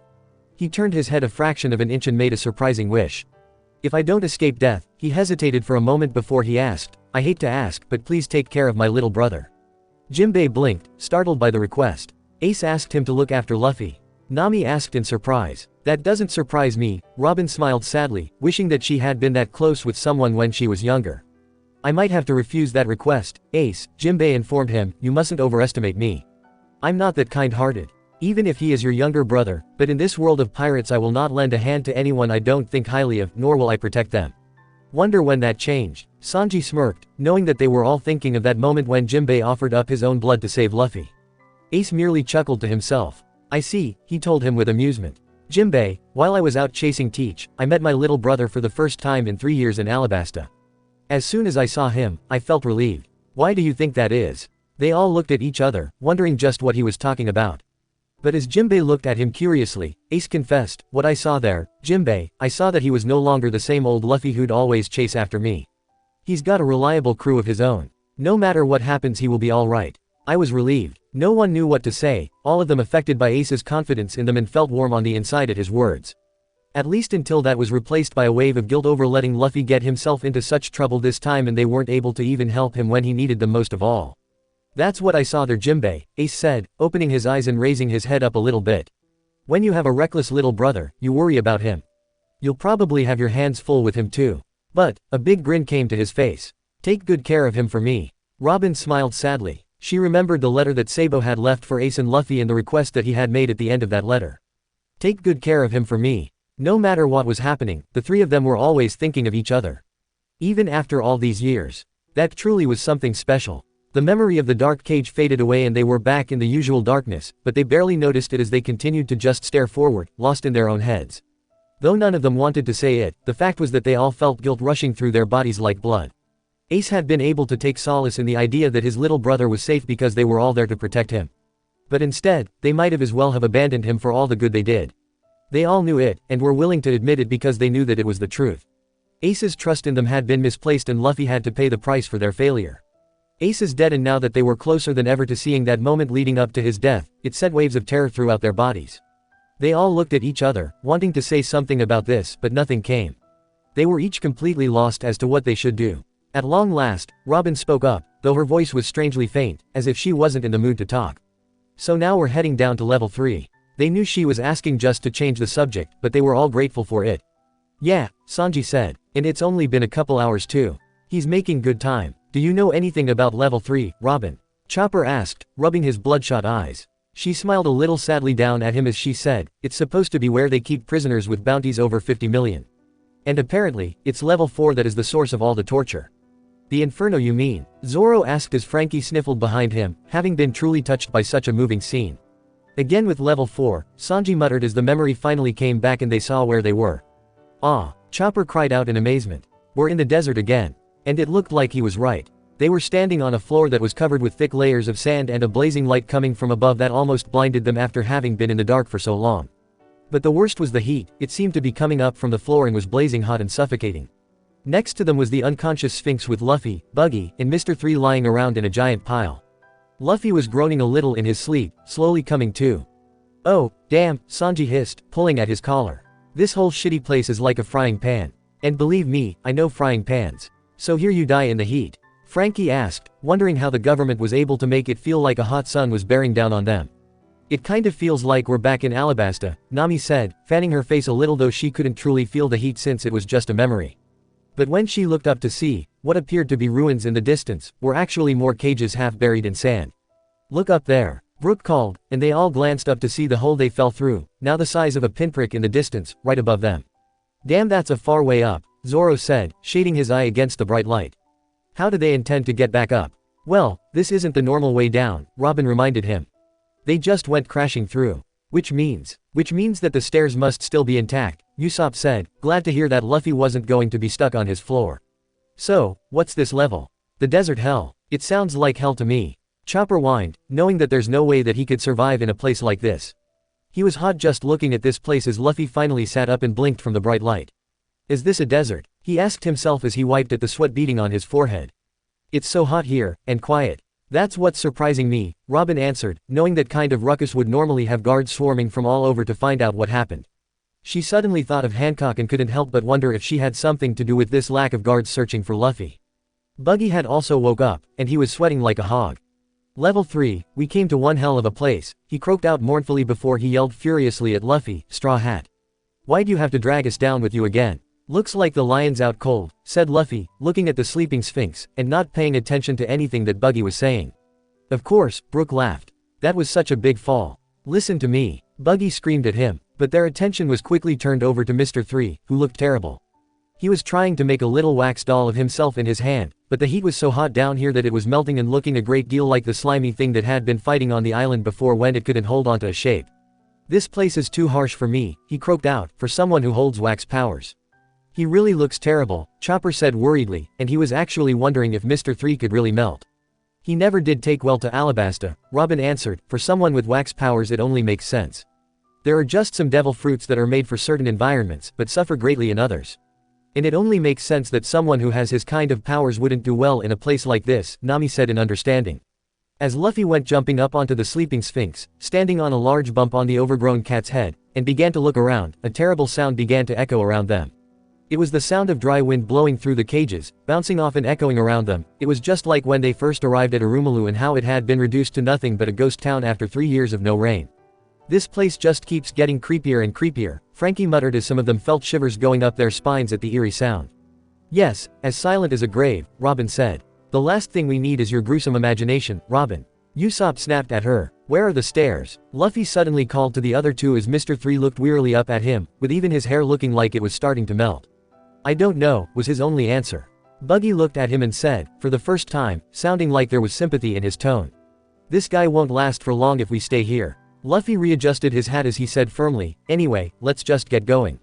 He jumped down to the hot sand and they were all heading off across level 3, but with every step they took, the three of them seemed to have gotten hotter and more tired. Soon they were all dragging their feet, panting hard and reminding them all of that miserable march across Alabasta. This takes me back, Nami smiled. Remembered when we walked to Yuba with Vivi. Oh, Vivi, my love. Sanji called out before he added to Nami.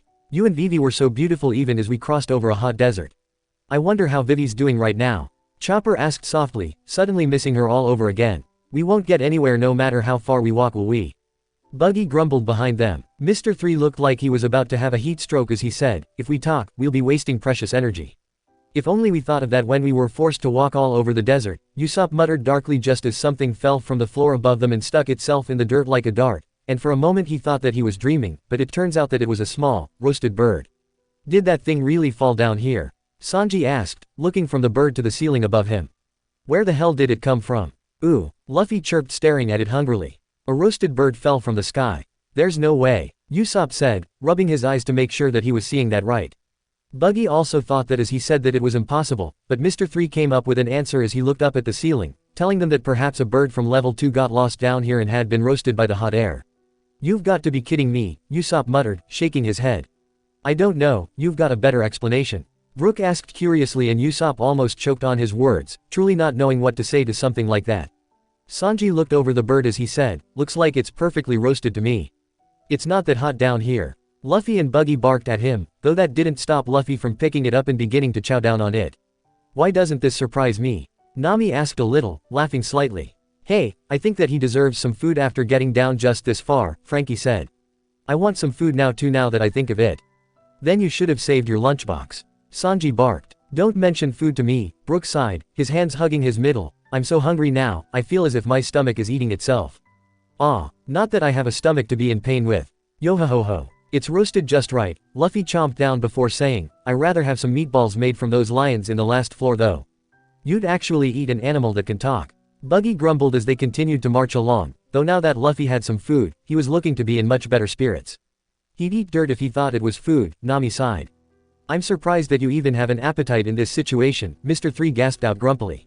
He can eat anything, anywhere, Sanji muttered. Believe me, I know, he could be on his deathbed and still be telling me to serve him some meat. The sad thing is, that's probably true, Zoro commented, suddenly having a craving for a hard drink. He focused instead on how they were approaching the now familiar cages in the distance, and Buggy croaked out happily at the sight of them. "Well, they're not exactly rare around here," Luffy pointed out, so that Usopp and Chopper laughed at how the blunt obviousness that was. "Just proves how dumb you are." Buggy yelled at him, "Over there, it might be a little cooler, and it'd be safer to travel." "I wouldn't bet on it though," Robin pointed out, looking at the cages critically as Luffy complimented Buggy on the idea. "It might be cooler, but it is also a perfect place to set up an ambush." Buggy then turned back to Mr. 3 and said, "Mr. 3. I'll be counting on you to make a key. What's the point if it's just gonna melt?" Sanji asked, though even he was starting to worry because it looked like Mr. 3's head was melting now. "There's nowhere to hide, is there?" Mr. 3 asked in despair as the other two took off towards the cages almost happily. "You're in a prison. I don't think anywhere is safe." Frankie couldn't help but speak up as they followed after them at a slower pace, feeling as if a dark presence was hanging over the heads the deeper they went into this place. Though they couldn't quite figure out what that darkness was. When they arrived at the grouping of cages, Luffy peeked into them curiously, like a little kid at a zoo, before he asked, "Hey, what's in these cells anyway?" "Prisoners, Luffy, what else?" Zoro asked, glancing around. "Are you sure?" Frankie asked as they looked in. They look like. And when the others looked in, they could see what he was talking about. There were people in there, or at the least, they looked like people, but if you asked him they looked rather what remained of prisoners. The inmates here, they all looked so emaciated and dehydrated that they were like dry husks. "They'll soon end up like me," Brook whispered in horror as he stared at the weathered skin over their bones. What happened to them?" Nami gasped in horror as Chopper covered his mouth with his little hooves, his eyes wide. "You might not be able to see it any longer," Mr. 3 said, catching up to them, "but all the prisoners here in level 3 were once criminals with bounties over 50 million. The heat rising up from the inferno hell below us, as well as the fact that hardly any food or water is given to them, has left all the prisoners here half dead." "What?" Sanji roared out furiously as flashbacks of those months spent on that rock in the sea came back almost violently. He knew the pain all too well. He had been hardly more than a skeleton by the time that he and Zeph were finally rescued. No one deserved to go through such an ordeal, and he was wishing that he was here more than ever so that he could get those prisoners some much needed food. "This is beyond evil. How can the Navy actually get away pulling crap like this?" Sanji demanded of them, trembling so badly that he had to clench his hands into tight fists to keep them from steady. "Even if they're criminals, they don't deserve this, do they? No one deserves to slowly starve to death. And the Marines think that pirates are evil," Nami said softly as she looked at the men through the cells with pity in her eyes. "This is more evil than what most pirates are capable of. This is level 3, Mr. 3 whispered tiredly as they looked to the remains of a skeleton hanging from two giant posts above them. "The starvation hell. Starvation hell," Sanji whispered, shaking his head. This place was truly a hell in his eyes. Not only are there no pretty girls here, you die a very slow and painful death. Who comes up with such sick and twisted ideas? Whoever they are, they deserve to be dragged out to the street and be beaten to death." Mr. 3 readjusted his glasses as he added, "I suppose now you understand why the floor is covered in sand." "Wait," Nami said with her eyes wide as they all froze. "You don't think he means?" No one could answer her as they all slowly looked down to see that the cages were indeed full of sand and bones. In fact, they saw a skull crumbling away to dust at Mr. 3's words. "Even the sand you're standing on right now, might just be the remains of some dead, dried-out prisoner," Mr. 3 finished, which caused both Buggy and Brook to scream in horror. "I have to get out of this place," Brook cried, looking around in panic. "I can't get any more dried up. You're not really here, remember?" Sanji yelled at him as the weakling trio all began crying in terror. "I want out of here," Chopper cried, jumping up onto Zoro's shoulders so that he didn't have to be on the floor again. "This whole place is made up of nothing but nightmares." But Frankie was staring at the sand with a horrified look on his face. Was it possible that Tom was on this floor as well? He couldn't think. He wanted to just turn and throw up, but he couldn't even move. Where did they put Tom when he was brought here? Was he torn apart or attacked by those monsters up on the first or second levels? Or was he put down even deeper and forced to suffer even worse than he thought? Just thinking about it made him sick, and he just wanted to break something, to scream, just to wipe those thoughts from his mind. Even Zoro was starting to look disgusted by all this. He had always been one for a challenge, and the first two floors were like a trial to him, but here. This was just straight up torture. There was no way around that. Buggy was hopping around like he just wanted to get his own feet off the floor. Not that they could blame him this time. If we stick around too long, we could end up like them, Mr. 3 finished gloomily. Buggy swallowed the lump in his throat and said quickly, "We have to escape from here while we are still able to sweat it off." "Then let's hurry to level 4, Luffy said, finishing up the bird and licked his fingers clean. "You're going there?" Buggy and Mr. 3 cried out in horror. "He wouldn't come all this way for nothing," Zoro said darkly. "You're already halfway there. There are just 2 more levels to go." Soon though, all 3 of them were fighting over which way to go. There were so many stairs in this place that it was getting to be almost impossible of keeping track of where to go. They better find the way soon, Zoro said, though at that moment he sensed something behind him and sighed. Too late, there's somebody up there. Where? Chopper asked at once, looking around but not seeing anyone who wasn't half a skeleton. He did his best not to look at them, as well, trying to remind himself that there was nothing that he could do to help. What Moss Head means is that there's a guard up there watching them, Sanji said as he breathed out a puff of smoke. Up there on the left. They looked, but they didn't see anyone up there as Robin answered. It was only going to be a matter of time before they become trapped. They needed to leave this floor as quickly as possible. How are they supposed to do that when they have no idea where to go? Nami demanded. Luffy gets lost going in straight line. But this whole place is like a labyrinth. Even she, who had a gift of knowing directions, was finding it impossible to keep track of where she was and where to go. Damn, if only she had a map of this place. Why are we suddenly back here? Yelled Buggy's voice, and they saw the reason for his anger. They were right back where they started from with the out-cold Sphinx. You mean they walked all that way in circles? Nami cried out in shock, having thought that they would have gotten somewhere after all that time. Time is ticking away fast. It had to be a few hours at the least since Luffy first got here. It looks like we went the wrong way, Luffy commented bluntly again, and Mr. 3 fell to his knees in hopelessness as Buggy yelled at him not to put it like that as Mr. 3 groaned out that they should have gone the way he wanted from the start. Stop complaining and punch your way down to the next floor. Zoro called out. Are you nuts? We don't know what's below us. Luffy might not have such a soft landing if he goes through that way. Nami barked back, giving him a slap to the head. And how is walking around level 3 like this helping? Zoro retorted, and she just continued to frown at him, unable to come up with an answer for that. I need to hurry and get to level 4, Luffy repeated himself, looking around anxiously again, hoping for someone to tell him which way to go. Like we said, we're not going. The other two shouted together at him, and Luffy glanced over at them like he thought that there was a problem. Show me the way, he said. I thought you guys wanted to save Ace, too. How did he come up with that? Usopp asked, remembering how obvious it was that they just wanted to leave him here and escape on their own. They never once said that they would help him save Ace. Buggy even yelled at him for suggesting such an idea. We said no such thing. Mr. 3 shouted, having some energy back. Damn it, you're rewriting your memories to make him more convenient for you. Buggy added furiously. I do, Luffy asked in surprise, as if he never thought of that before. Robin finally chuckled a little at the innocence in Luffy's tone. That is a bad habit of yours, Luffy, she commented, knowing that he did do something like that a lot. Alright then, Luffy decided agreeably. I'll go on alone. I'm sure that's music to their ears, Sanji said, letting his cigarette fall to the ground, and he put it out by stepping on it. But at that second, something came sprouting up from under their feet with a great clanging sound. Oh, what now? Usopp shouted out in panic as he moved back in time to see a webbing of steel and netting bursting up from the hot sand below them, entrapping Luffy, Buggy, Mr. 3, and even the Sphinx inside it, and left them dangling in the air. Didn't see that coming, Brook said in great surprise before he fully registered what was going on. EHHHHHH. Luffy Sand's been caught. What the hell? Luffy yelled. Damn, it's a trap. Mr. 3 cried out, and you could see that he simply gave up any hope of escaping now. They got us. This isn't good. They finally caught up to them, Nami said, staring around, hoping for some kind of help for Luffy. Speaking of which, Luffy was already trying to bite through the steel net, but something was wrong with him. He didn't seem to be able to get a good hold and having trouble even moving. Oh no, Robin called out, recognizing at once what the problem was.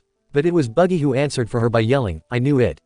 This net is made of sea prism stone. There's a horrible price to pay for anyone who tries to escape. Mr. 3 exclaimed, also sounding weak. That's it, we're done for. Shit, Sanji cursed, his hands fists again. They got to get out of that net now before they become too weak to move. But how? Chopper cried out anxiously, not knowing what to do. That's sea prism stone, you can't break it and they can't even move. He honestly didn't see how they could get out of something like that and was beginning to wonder if this was where they caught Luffy. If they had, what did they do to him? Torture. He didn't want to think about it and began to hit his head hard to try and get rid of all those terrible thoughts of what they might end up doing to Luffy if they did catch him. No, he didn't want to think about it. Luffy made it out just fine. They didn't catch him, this was only a minor problem, right? He kept telling himself that over and over as they were soon joined by guards, jailers, and even those Bluegory from the upper levels. They surrounded the net cautiously as they heard one of the guards cry out triumphantly, We've successfully captured Straw Hat Luffy and his two henchmen. Despite the situation, hearing those two being called Luffy's henchmen was enough to cause a rather rocky laughter from the Straw Hats. And it was seemed funnier when Buggy roared in outrage, What? Do you not know WHOIAM? What do you mean henchmen? Disclaimer, this story do not belong to me. The author is Warm Memories and Brotherly Bonds by RoseDragonWitch. Well, they're too weak to be anything else, Zoro pointed out. Yo-ho-ho-ho, Zoro-san is harsh. Brooke said favorably. Give it a rest, Buggy, said Mr. 3 in defeat, there's no use struggling. Damn, Luffy barked, the only one of them still struggling to move. I've got to get out of this net. And you better do it now, Luffy. Nami cried out, knowing that if he didn't break free somehow, he was going to be at the mercy of the torturers of Impel Down. And there was no way they were going to let him off easy for all that he had done so far. They were now completely surrounded on all sides when they heard someone speak up in a slightly squeaky voice, make sure to restrain them with sea stone shackles. Not those things, Robin said darkly as she rubbed her wrists, remembering how awful those were. Understood, the guards answered, thought the straw hats were all looking around, trying to find who was talking. And this time, through the crowd, they saw a small figure walking towards them. They were rather taken aback by who this little guy was. He looked like some kind of little devil or imp in a white suit and even a black tie. He also wore a white sun hat with two horns coming out of the top and had the blue gory skull design on the front, with even little bat wings growing out from his back. Who is that? Chopper asked. What is he is what I would be asking, Sanji said, looking at the little horns and wings. If I had to guess, I'd say that he's one of the chief guards, Robin answered, noticing how the other guards and even the blue gory were looking at him with respect. I wouldn't underestimate him. Luffy looked down at him, asking who he was and the impish man replied that he was known as Saldeth. Strange name, Sanji said as Luffy and Saldeth began to have a kind of confused argument between them. Saldeth was quickly losing his patience with Luffy, despite his calm face, and Usopp was shaking his head. Luffy, don't make the jailers here angry with you, he groaned out. A little late for that, Zoro pointed out. Just give it up. Resistance is futile, Saldeth called out, you never had a chance to escape this prison to begin with. Aren't you glad that I was the one who captured you? After all, the 4 demon guards, who roam these lower floors, are waiting. 4 demon guards, Usopp repeated, his eyes widening and sweat beginning to fall. I don't like the sound of that, Sanji said, lighting another cigarette for his nerves, and was anxiously wondering just what these guards' beasts were. Sounds like some kind of guard dogs, Zoro said as Robin looked up in interest. Now she knew about the guards, she had definitely heard about them from some of Dragon's calls with Ivankov. They then heard Buggy beginning to consider that maybe they had gotten off easy since he didn't want to run into the 4 guards or the warden, while Mr. 3 muttered if only they'd picked the right path earlier.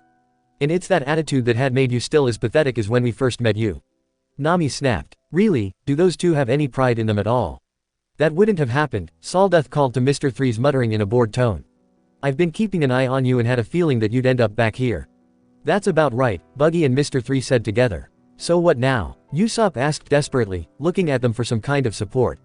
There was no chance for them to get anywhere. No one could think of anything to say to that, but then Robin noticed that there was one flaw in Saldeth's plan and a smile came to her face. There is one way, they made a mistake, she said, and she beamed a little wider when the Sphinx's eyes opened. Vongol Bianco, it growled as it realized that it was trapped here as well. Oh, I get it. Frankie called, his eyes widening in excitement. Looks like old Sphinxy is helping Luffy out after all. Head jailer, shouted one of the guards. The Sphinx woke up. Good luck trying to keep him under control, Sanji smirked as the Sphinx started to thrash about in the net angrily, still shouting out stupid stuff like spaghetti soup and other pasta names. He's a wild animal, he only knows that he's trapped and he isn't gonna like that, Brooke said as Saldeth looked up at all the swinging around and thrashing that the Sphinx was doing inside the net. Though his expression remained calm, he cried out, this is bad. The net is gonna tear. Yeah, Frankie, Usopp and Chopper cried out. Go for it, Sphinx, Usopp yelled. Tear it open. Funny, we were cheering for Luffy to take that thing out not long ago, Robin stated as the others shrugged. That was before, Frankie laughed as they heard a crunching sound and knew that the Sphinx's raw strength and size was starting to take its toll on the steel holdings. We can't let those 3 escape, declared Saldeth. Especially not Straw Hat. Too late, the Sphinx was finally able to rip himself free and all 4 of them came tumbling out and hit the hard sand. Luffy was on his feet in no time, a smile back on his face. All right, he cried out, ready for more fighting. Thank God we got out of there. No kidding, Nami yelled after him. Damn it, Luffy. Don't make us worry about you. Capture them, Saldeth shouted to the Blue Gory, who charged at Luffy on his command. Luffy's eyes narrowed, holding up his fists. Gum gum, Gatling. And like they knew it would, those punches came raining down on the Blue Gory and the jailers, being knocked out like flies. You're doing great, Luffy. Usopp shouted encouragingly, punching the air. Keep it. Hey, Brooke suddenly spoke up, realizing that they were surprisingly alone. Where did those 2 disappear off to? What to? Zoro asked in a bored way, having taken his eyes off Luffy finishing up another group of Blue Gory, only to be surrounded by the next wave of enemies. Oh, you mean Buggy and Mr. 3. Up there, Robin said, pointing right above them, and she wasn't the least bit surprised to see that they had made a break for it as soon as they could. What caught Luffy's attention was the several drops of hot wax dripping down right on top of him, and he looked up to see where it was coming from. They all saw the two cowards climbing up onto a bridge right over them that lead to the upper cages, and they were trying to move as fast as they could, despite the fact that they were having a hard time moving in this heat. "Come on, Mr. 3, hurry up," Buggy shouted at him, trying to pull him up, though Mr. 3 gasped out how unbearable the heat was. "They aren't just going to leave him, are they?" Chopper yelled, "especially after all that they went through." "Of course they are," Sanji said bitterly. "You saw it right. So long as they get out, they don't care who they have to step on." And his words only seemed to be proven true when the two smirked and looked tauntingly down at Luffy. "So long, Straw Hat," Buggy called, sticking his tongue out at him. "Say hi to Ace for me when you see him. Tell him that, if he survives, we should drink together again." "What jerks," Nami yelled out, wanting nothing more than to hit them with a thunderbolt. "If Luffy does tell Ace that, Ace would only kill them for leaving his brother behind like that," Robin answered, knowing that he would most likely burn them both to black and crisps. "Well, since Ace can't do it, I will," Zoro promised threateningly, his hand on his swords. "You turned out to be the perfect decoy," Mr. 3 added with a laugh. "You fool. You two morons do realize that you're not out of the clear yet, right?" Frankie yelled up at them. "The guards know that they aren't worth the trouble," Sanji spoke up. "They can take them out anytime. Luffy's the biggest danger here and they are going to focus on him right now before they deal with those losers." Luffy, on the other hand, had a different view at it. "After we just met up again," he said to himself almost sadly before he surprised them all by smiling and waving up at the two of them, even as the crowd of enemies grew larger around him. "Well, sure. See y'all later. Thanks for helping me this far." Luffy, Robin smiled as Buggy and Mr. 3 clutched hold of their hearts as if they were in terrible pain. "How can he be so optimistic?" Buggy questioned in terrible agony. "It hurts," Mr. 3 gasped out. "Oh, it hurts so much inside." "What happened?" Chopper asked in surprise. "Guilt," Robin chuckled. "Even after what they did, Luffy isn't the least bit upset with them for leaving him to deal with this mess on his own. And that's really starting to hurt them." "How does he do it?" Brook asked in amazement. "That's just how Luffy does things," Nami said, and she was actually smiling a little at the smile back on Luffy's face as he turned back to face the horde. "Don't let your guard down," Saldeth commanded to everyone around him as they continued to try and box Luffy in. "His bounty is 300 million. And what makes them think that they can stop that?" Sanji asked lightly. "Well, you got to give them points for trying," Frankie pointed out as a blue gory was the first to go charging at Luffy. But Luffy grabbed hold of the axe and threw him back before aiming another swift kick at another blue gory that had raced up to attack. But there were still so many of them, even after the jailers, guards, and blue gorillas that he took out and threw around like they were toys, he was still heavily outnumbered. "He can't fight them all off like this. He needs to get out of there now," Sanji called out. "You better be feeling creative here, Captain," Zoro shouted out, hoping that Luffy came up with something, and fast. As much as he hated to admit it, the cook was right. There was no way that Luffy could fight all of them off right now. He'll be wasting all his time and strength on these guys while there were still 2 more levels to go. And there was still this mysterious warden that they heard about. Robin said that he was supposed to be dangerous and if he was waiting on the lower levels. He didn't want to think about what was gonna happen. "I don't have time to fight you all," Luffy shouted at them, as if he hoped that would get them to just leave him alone. But he had another bit of bad luck, or maybe even good luck if you looked at it hard enough. A dark shadow appeared above him, and the Sphinx was back, ready to attack him once again. "Crap," Usopp yelled. "I forgot about him." The Sphinx slammed his paw down at him, but Luffy jumped out of the way, and he went hopping on the heads of 2 other jailers, before he grabbed a blue gory by the arm and threw it at them like he was bowling. With everyone's attention focused on not getting stepped on by the Sphinx, they didn't realize that he was making a run for it until Saldeth yelled at them. "He's running," Saldeth shouted, his face still showing no signs of worry. "Get him. He better run." Chopper gasped as they bolted right after them. "And he can't stop running. I don't want to see you get caught, Luffy." "Yeah, you're halfway there, buddy," Frankie shouted as they all bolted with him. "Just keep avoiding these guys until you find your bro." Luffy jumped from building to building, desperately looking for the way out of there. They could see that they weren't the only ones getting tired of all this running, however. Luffy was really draining a lot of energy just running in this miserable heat. The little bird he ate a while ago had seemed to help give him some energy, but nowhere near enough to bring him up to full fighting strength. Though there was another piece of luck when he finally found some stairs that went downwards. He took his chance by dropping down to them and began to run downwards as fast as he could go, with sweat dripping off his face like rain. "It's so hot here," they heard him moaning out. "Still, if I keep going down, I know I'll reach Ace." And with a battle cry, he put on a burst of speed and headed deeper down into Impel Down as the memory faded around them. "Hey, why'd it get all dark like that now?" Chopper cried out at once, wanting to know what happened. "It looks like we might be seeing Ace again sooner than we thought," Robin said softly, and at the suggestion, they all felt their breath catch in their throats. And it turned out that Robin's prediction came true, for the darkness faded around them only slightly so that they were back outside Ace's and Jinbei's dark cell. Why are we back down here for? Usopp asked nervously, looking to Crocodile's shadowy cell, and wondered if he had something to do with them being stuck in this terrible place. You know, this place doesn't seem as bad as the other levels, Chopper pointed out. You see how Ace is looking? It must be the worst here for a reason, Zoro said, not liking the sense of malice in the air. But before they could think of anything else to say to each other, they heard footsteps in the distance, and they looked up in surprise to see Hannibal come out of the darkness and head straight off to Ace's cell, though Ace barely raised his head to look at him. So, is this? Nami said in great surprise. She had thought that Hancock had come and gone a long time ago. And they took the lift too, Brooke added, wondering if maybe the lift was just super slow or maybe even broken. What took them so long to get down here? Was it possible that this place was even deeper than they thought? You have yourself a special visitor, Ace, said Hannibal as he approached the cell. Bet you can't guess who it is. Ace looked like he could care less who was here, but Hannibal glanced over at Jinbei and added, Jinbei. I'm pretty sure you have never met her, so there's no way for you to know who she is. Then why ask? Sanji asked, already hating this guy. And as soon as he saw her, all dark thoughts faded, and Sanji was once love-struck at the sight of Hancock standing there, though she was looking as cold and as stoic as ever. But though few have seen her, her name is well known. Hannibal finished up as he stood back, the empress of the Kuja tribe and one of the 7 warlords of the sea. She is the strong, proud, and beautiful woman in the world. Pirate Empress, Boa Hancock. At the sight of seeing her there, Ace, and even Jinbei, were looking up with great surprise. Robin noticed out of the corner of her eyes, that even Crocodile seemed rather taken aback to see the Pirate Empress all the way down here. Yay, yay, Hancock, Hannibal cried out. Hey beautiful, when I become warden will you marry me? Like hell you will, Sanji snapped at him. It will be I who will win the heart of such a beautiful angel. Think we should remind him that she loves Luffy. Nami whispered to Robin, who smiled back. I don't think that's a good idea, she said softly, let's let him dream a little. I think that it's best for his health, and Luffy's safety. Right, she nodded back as Hannibal fired off some confetti until a man came up behind him and gave him a hard hit on the head. At the sight of this man caused several cries of shock from the more sensitive crewmates. He was a large man, about 3 times the average size of a normal human.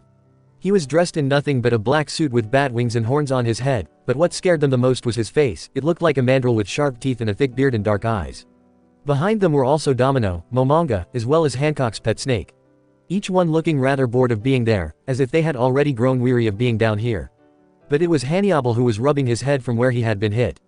Ouch, Hannibal cried. That really hurt. Now I really want to be the warden. Ah, I got it wrong. That really hurt. Who is that? Nami asked, looking up at the man nervously. Who else? Zoro asked, frowning darkly at that man. It looks like he's the warden. That guy? Frankie asked, looking at the demonic face. Yes, Robin said, he certainly looked like the description she had heard about him. And if impelled down as hell, he is the devil who controls everything down here. Sanji frowned a little as he looked at him. Sure, he looked the part, but he didn't look to be all that dangerous, even as he was demanding to know what Hannibal was doing, who pouted back at him. The other prisoners around them, however, all went nuts at seeing Hancock there. They all began to cry out how beautiful she was, even how nice she smelled, as they were actually trying to get her to come closer to their cages like she was some kind of kitten by telling her that they weren't gonna hurt her. These guys are all disgusting, Nami said, glaring around as Sanji looked ready to burst into flames by the lack of respect they were showing Hancock. How dare they treat a lady like this? This was unforgivable in his book. If he was there, he'd kick each and every one of their asses. Hancock didn't look the least bit bothered by their coarse words as she slowly approached Ace's cell, looking at him with great interest. Ace just looked up at her indifferently. Like his little brother, he also seemed to be immune to her charms. Instead, he asked her rather coldly, "What do you want with me?" He sounded much more like the cold child he had once been when they first saw him in the earliest memories. Even Sanji frowned a little at his coldness towards Hancock. But he didn't have the heart in him to say anything against that. Nothing, she answered calmly. I merely wanted to see you with my own eyes. The man who served as a trigger for the war one I'm about to take part in. So I'm just some item on display, huh? He asked, and they could detect traces of anger in his voice. She didn't say anything as she continued to look at him, completely ignoring the men behind her continuing to jeer at her.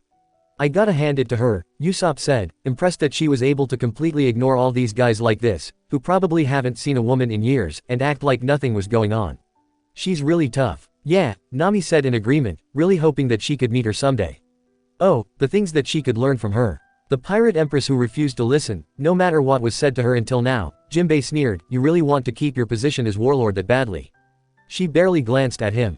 So, she said causally, you're Jinbei. Don't be so spiteful. Yes, you don't know the story at all. Sanji sighed lovingly at her, until the inmates continued to try and call to her and he glared back at them.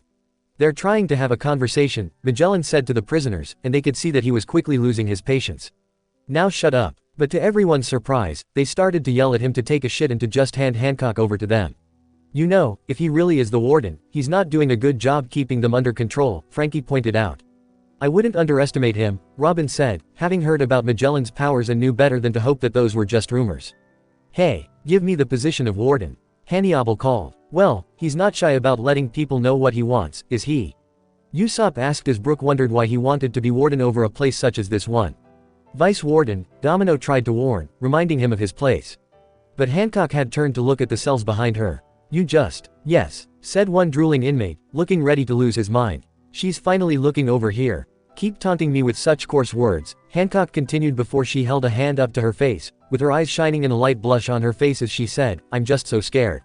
Once again, she got the desired effect. Nami, who had been prepared for it, had shut her eyes and plugged up her ears to keep herself from falling for the same trick, but some of the boys weren't as lucky.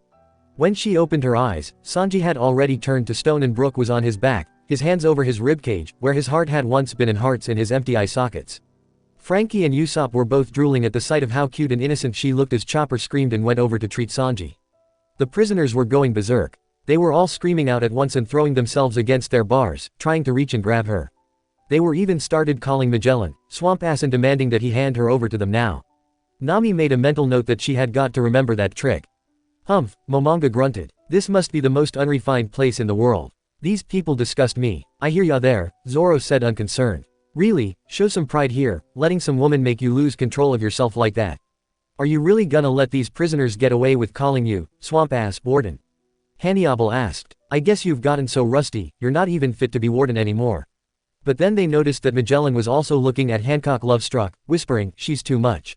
She truly is. She is so bright and shining. Oh, Luffy-san, how I envy you, Brook cried out. You are so lucky. Give me your job, Swamp Ass. Hannibal snapped. I gotta say, he's not as scary as I thought that he would be, though, Usopp said as he looked over Magellan. You might wish that you didn't say that, Robin frowned as the lovesick look on Magellan's face slowly faded. If the things I've heard about him are true, then he's a cold-blooded beast. Still, Magellan said softly, slowly raising his head, and the temperature in the room seemed to fade. It's true. I will not stand such insolence. When he said those words, they felt as if they had stepped into ice water. His eyes, though cold before, had suddenly turned a blood-red color as a dark purple substance began to seep from his body. It was like with Mr. Three's wax powers, only this wasn't wax.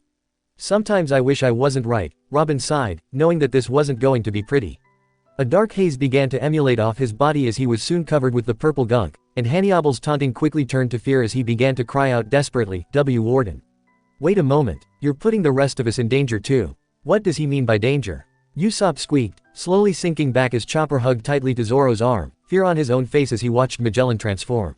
Physically, Robin said softly, as the others slowly backed away from what they were seeing, he may not be as strong as a marine admiral, but his devil fruit powers more than make up for that. He has the power of the poison fruit. He's a poisonous man, and he can kill pretty much anything just by touching them. Poison. The rest of them screamed at her as the purple gunk, that they now know to be poison, lifted off Magellan's body and began to twist and turn in midair. They watched in horror as the poison began to take shape until, out of his back, there were 3 dragon heads. Each one dripping with poison from their fangs and long necks, each one moving seemingly on its own. Don't get carried away, you scum, said Magellan coldly. The prisoners gasped, finally shutting up and realizing that they were in danger. Their longing cries turned to terror as they moved back against their cages. It would seem I will have to teach you, Magellan said sinisterly, just who the boss of this prison is. He's brought out the Hydra. One of the prisoners cried. HHH Hydra. Brook stuttered out in a scream. A mythical dragon with multiple heads, Robin answered as she watched interestedly, though knowing just what was about to happen. Those prisoners had written their own death warrants. Zoro looked back to Hancock, one of the only few of them who was focusing on her as everyone else kept their eyes on Magellan. But she barely looked at the poisonous dragon heads, as if she couldn't care less what was going on around her, before she looked back at Ace and began to speak to him. Of course, with all the screaming and cries going on around them, not even Zoro was able to hear what she was saying. Ace clearly could understand her, however, and the look on his face felt like a punch in the gut. The bored indifference was quickly replaced by something that Zoro had seen on his face only a few times before. Fear. Ace's eyes were wide with shock and horror as he listened to whatever it was that she was telling him. Zoro glanced up and saw her lips form the words, "Luffy is coming here." He sighed, understanding now why she had caused the uproar, to let Ace know that his little brother was coming to try and rescue him. Though, he was personally wondering if that was crueler than any kind of torture that he was forced to go through in this dump. The prisoners were all trying to beg Magellan to stop, but the Hydra's heads had already struck a few cages, each one hitting at least one inmate, and left him coated in a thick coating of poison. "This is what makes Magellan so deadly," Robin went on as the others all watched with their mouths wide open in shock as they watched. "Any opponent he faces is covered in a thick layer of poison that will cause them excruciating pain before it slowly kills them." "I honestly don't know what to say," Brook croaked out. Chopper was deadly white under all his fur as his eyes widened in slow realization. "Any opponent," he croaked out as he let go of Zoro and fell to his knees as a horrible thought came over him. Poison. Then Luffy. He couldn't bear to finish that thought. "Chopper-san," Brook asked timidly. "What's wrong?" "Poison," Chopper said and his eyes were filling up with tears. Luffy said that he almost died from poisoning and impelled down. They all slowly looked up at Magellan again as realization dawned on them as well. Then, Usopp said quietly, sweat dripping down his face. "This is the guy who almost killed Luffy in this place." No one knew what to think or to say to that as they looked long and hard at Magellan. The few prisoners that had been hit were now writhing around on the ground in pain, struggling to breathe as they cried out for the antidote. The other prisoners backed away from them as they watched with terrified eyes as they died right in front of them. Nami had her hands up and covering her mouth, too scared to say anything. Zoro glanced back at Ace, who didn't seem to have even noticed the dying cries. He just continued to stare at Hancock like he was living some kind of nightmare. She had just finished speaking and closed her mouth, having delivered the message.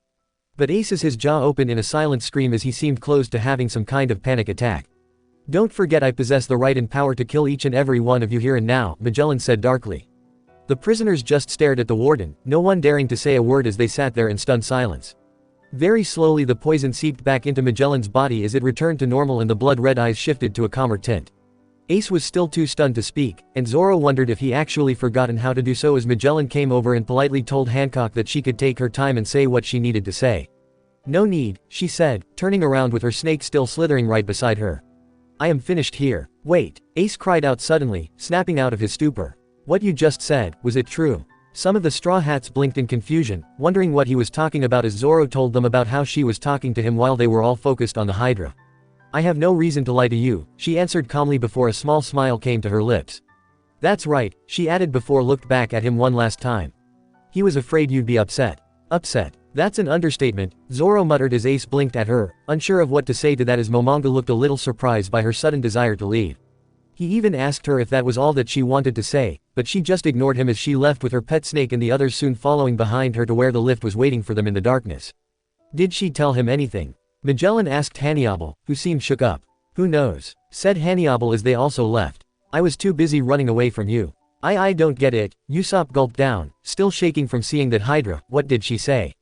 "I couldn't hear it, but I think it's obvious," Zoro said as Ace continued to stare at Hancock's retreating form, and seemed to be fighting the urge to call her back and demand that she give him some answers. Once they were out of sight, Jinbei looked to Ace and asked in concern, "Ace, what did that woman say to you?" "He's really taking the news bad, huh?" Frankie asked timidly as Ace's face was suddenly dark with anxiety and confusion. The last time they had seen it there had been when Luffy had been attacked by that bear and Ace had sat by his side all night. "What do you think?" Sanji asked harshly, his hands shaking a little as he tried to light his cigarette. He had just accepted his fate here, pretty much. And now he learns that his little brother broke into this hellhole all just to save him. Of course it would be enough to make him freak out. Robin looked sadly at Ace. Taking care of Luffy had been Ace's one purpose in his life when he had been a child. And he had been fiercely protective of him as they grew up. When Ace turned 17 and left, he knew that Luffy didn't need his protection anymore. But that was because he was still back at Goa, long before Luffy he would set out to sea. She had a feeling that he must have secretly worried about Luffy all these years, wondering how he was doing.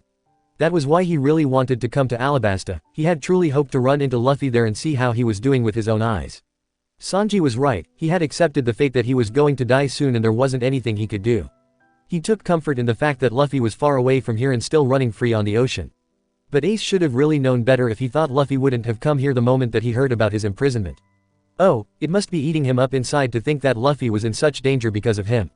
Ace didn't look at Jinbei as he gulped down and said in hardly more than a whisper, "She said, that my brother is coming here." Jinbei's eyes widened in shock as he cried out, "That Straw Hat kid you keep telling me about. How reckless of him." "Jinbei, you have no idea," Nami whispered sadly as the memory disappeared around them.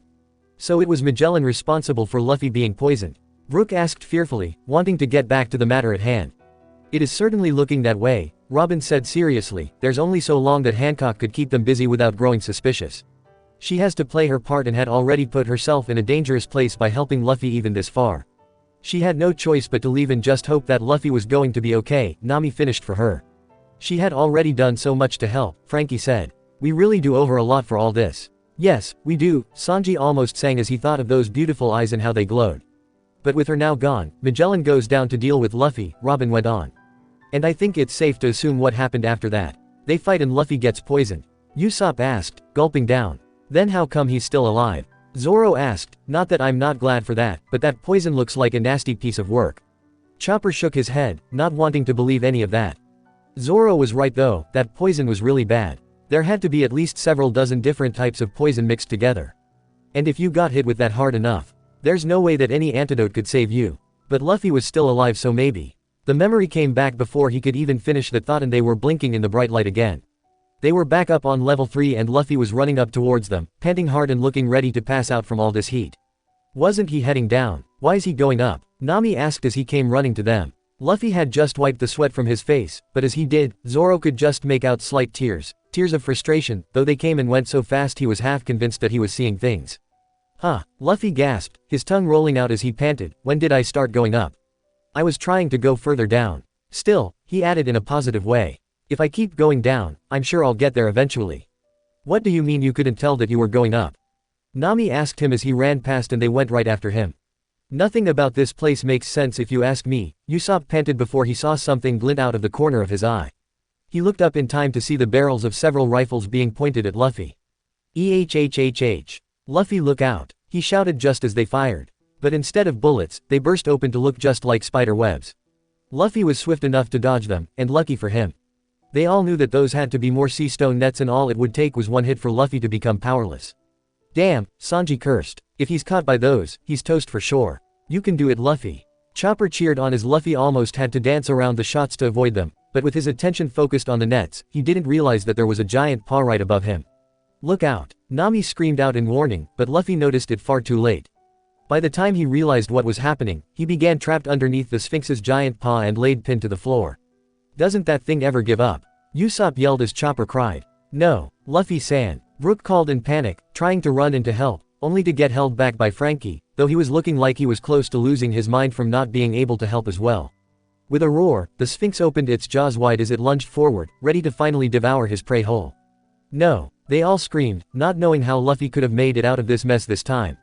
Stop right there, lion. Zoro's voice yelled out. Zoro, you know there's no point, Sanji snapped at him. I didn't say that, Zoro yelled back, more surprised than anyone at having heard those words. But that was your voice. Nami shouted, unable to tear her eyes away from the scene. Wait, look, Usopp yelled and they looked up to see, it was Zoro. Their jaws dropped open, staring up in shock to see that Zoro was standing up there, dressed in a prisoner's uniform, but more strangely than that was that he was poised like a ballet dancer. I'm here to help you, he said, grinning wider than he normally did when about to fight, and it looked completely different than before, in a rather creepy grin on his face that didn't suit him.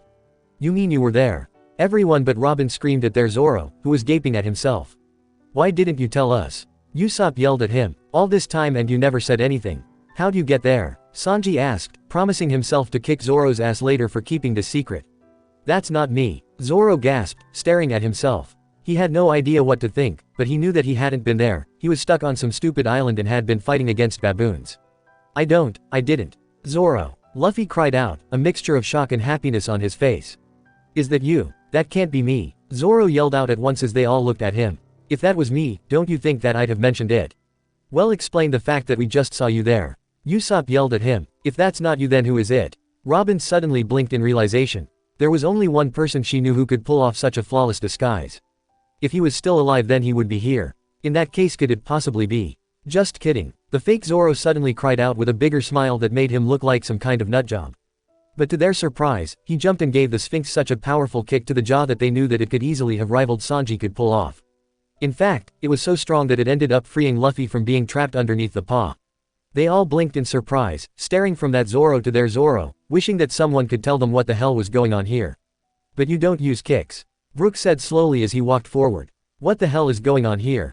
Zoro cried out, looking back at himself, only to realize. That's not Zoro, Luffy said, as they heard the fake Zoro laughing and was even twirling around happily. But as they watched, they saw that he was right, it wasn't Zoro dancing around, and Luffy pushed himself up a little so that he could get a better look at him. But I know I've heard that voice before, he added, and they all agreed. They all did know that laugh, though they were having a hard time trying to remember, except for Robin, who was smiling. They looked closer at the dancing figure and Nami's eyes widened in shock as smiles were slowly spreading to the others. That's, she gasped. Bon Clay. Usopp and Chopper screamed out as Brook and Frankie both began to cry tears of joy at the sight of the pervy drag queen. It was, without a doubt, Bon Clay, or Mr. Two as he was formerly known. None of them had ever expected to see him again after seeing him sacrifice himself for their crew back at Alabasta. He looked out of place without his ballerina outfit, but he still had his makeup on and was beaming happily when he saw Luffy down there. Long time no see, Straw Hat. Bon Clay cried, tears streaming from his eyes. It's me. So he is alive. Usopp called, bawling as well. I never thought we'd see him again. Ironic, Robin smiled as she glanced at the sand. It was a desert where we last saw him. It's good to know that he's okay. And he doesn't look too bad given where he is, Frankie cried out, tears running down his face. Oh, that bastard. I'm so happy to know that he's still in one piece.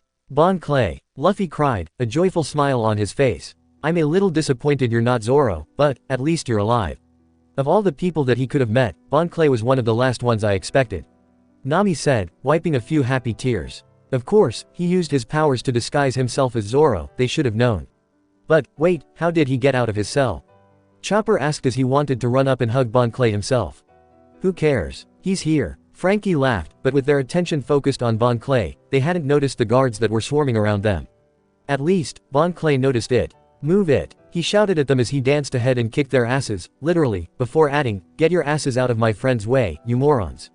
Well, said. Brook cried out joyfully. Go for it, Bon Clay. Usopp and Chopper both cheered as the Sphinx got his feet once again. Saldeth, who was watching the whole thing, turned to the overgrown cat. That's right, Sphinx. He called, pointing to the two, take them down. But the words were hardly out of his mouth when Luffy and Bon Clay jumped up and finally gave the Sphinx a beating. Together they attacked, taking the cat down until there was a large mass of lumps on his head and his face was bloodied. Saldeth let out a cry, calling for more guards, but the two didn't even notice him. Right, Luffy yelled, standing on top of all the bumps they gave the Sphinx and cracking his knuckles. Now that we've beaten him this badly, he shouldn't be coming after us again. Not right away anyway, Zoro smirked, almost able to forgive Bon Clay for looking like him for that moment. The best way to restrain beasts is with brute force after all. Bon Clay said, doing a pirouette. But then the two ran at each other and embraced in a tearful, joyous reunion. Oh, Bon Clay, Luffy cried, I was sure you died for us back then in our place. Quit joking around. Bon Clay cried, laughing off the fact that he ended up getting shoved into prison because he helped them out. A true drag queen never dies. Wait, is that true? Unfortunately, Sanji said knowingly. Bon Clay would have fit in perfectly at the island of Drag Queendom. He shivered at the memories of that place and gave himself a hard slap to knock his bad memories out of his head. But why did he make himself look like Zoro? Chopper had to ask, unable to stop smiling. Yeah, I wouldn't wish anyone to look like that moss-headed bastard, Sanji said, as Zoro gave him a deathly glare. I guess it's simply to make an impression, Robin laughed a little. Blue Gory Squad. Saldeth called, bringing an end to the happy reunion. He was holding his pitchfork to his mouth before he began to play it like a flute. At the sound the Blue Gory came running in and he ordered, don't you dare let these guys get away. I see, Robin stated, looking at the pitchfork, he's controlling the Blue Gory here with the sound. So if they take it, does that mean that they can control those things? Sanji asked her as the Blue Croy quickly surrounded the two, who had stopped crying and hugging to turn and face them. I personally doubt it, she said. I was just making an observation.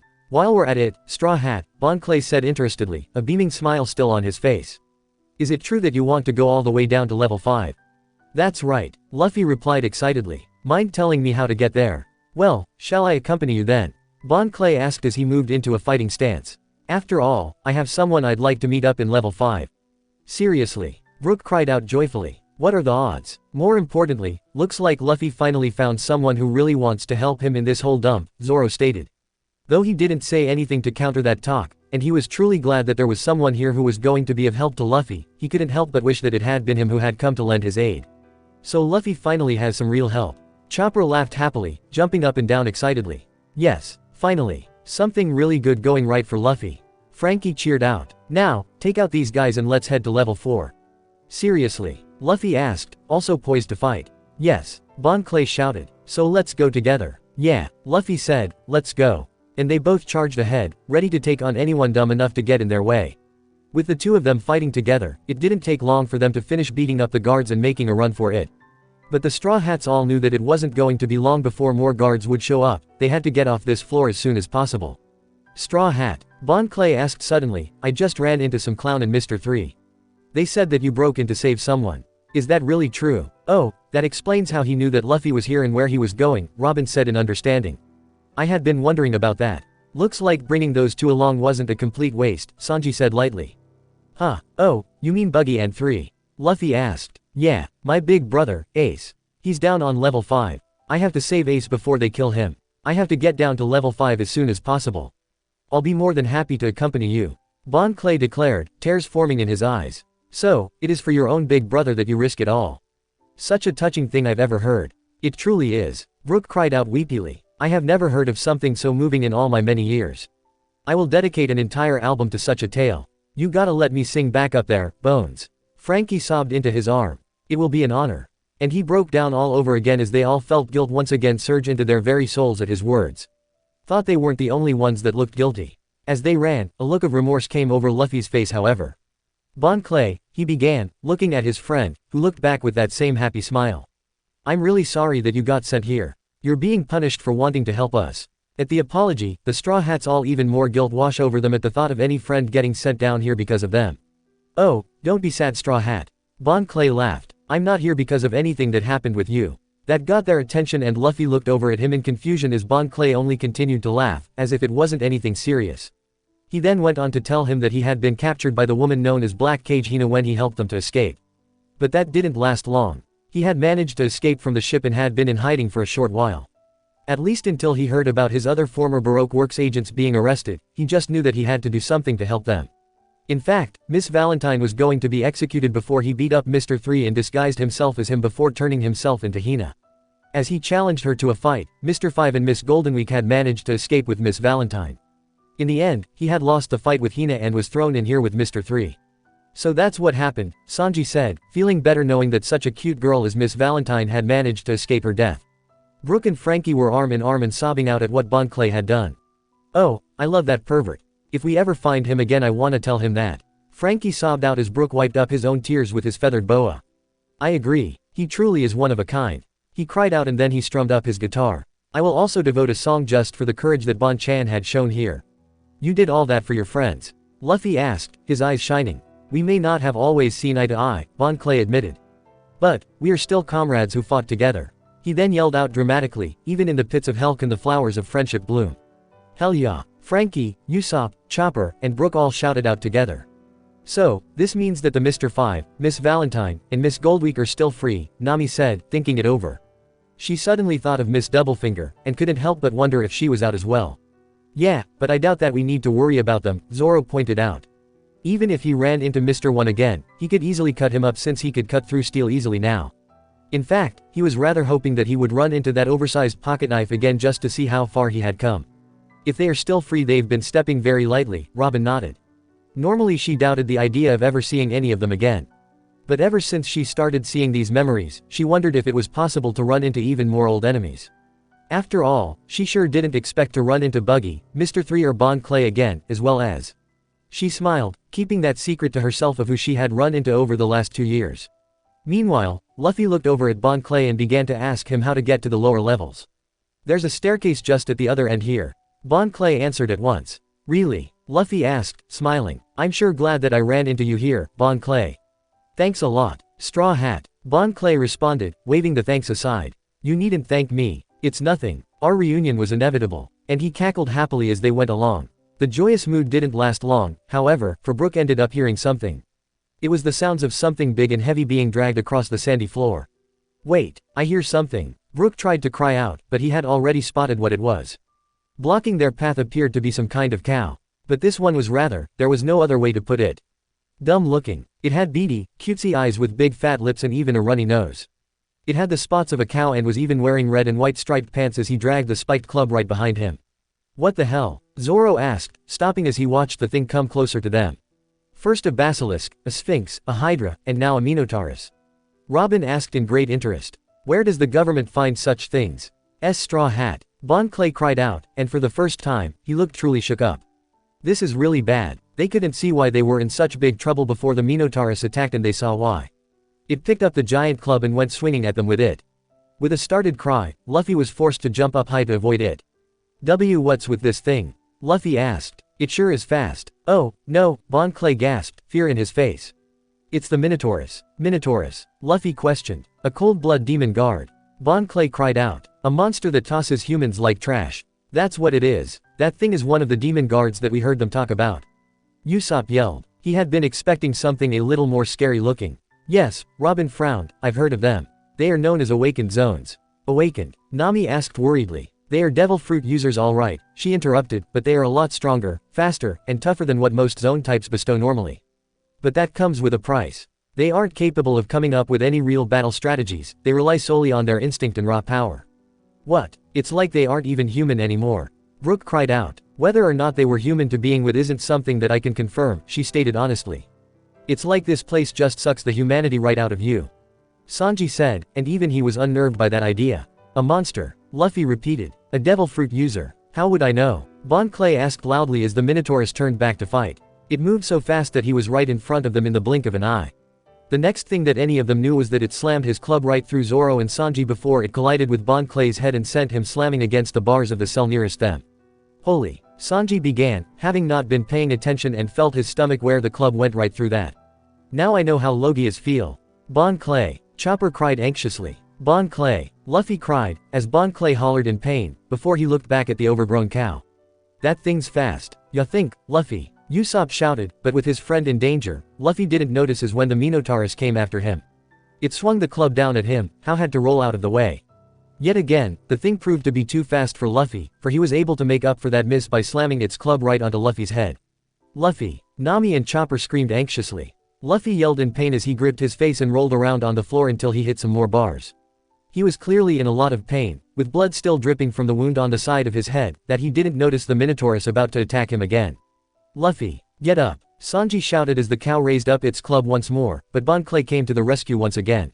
Straw Hat! Look out! He shouted and he landed a powerful kick to the beast's head from out of nowhere, which gave Luffy a chance to run out of harm's way. The kick didn't seem to do much to the Minotaurus, but it was still enough to direction his attention straight to Bon Clay instead of Luffy. It grabbed him by the head and slammed him to the floor so that he was pinned there.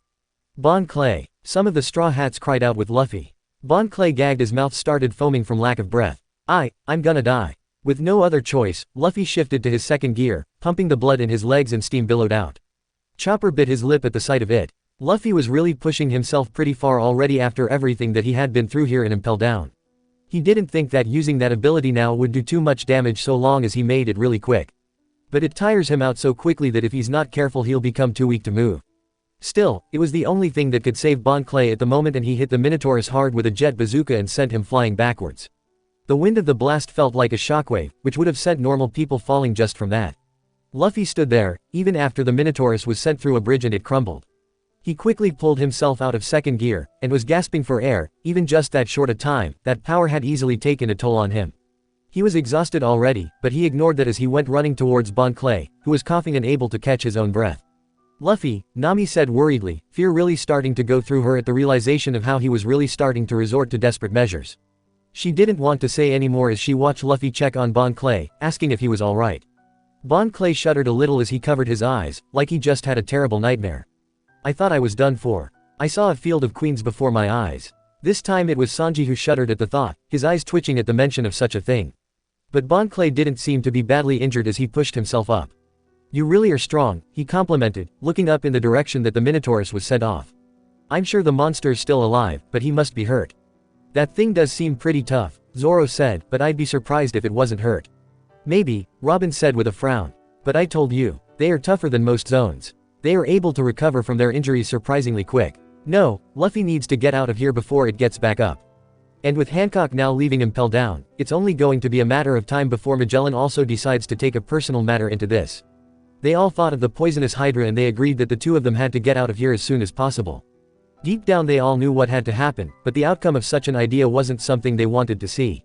Luffy was looking around as Bon Clay reached up and felt his face before he gasped, huh?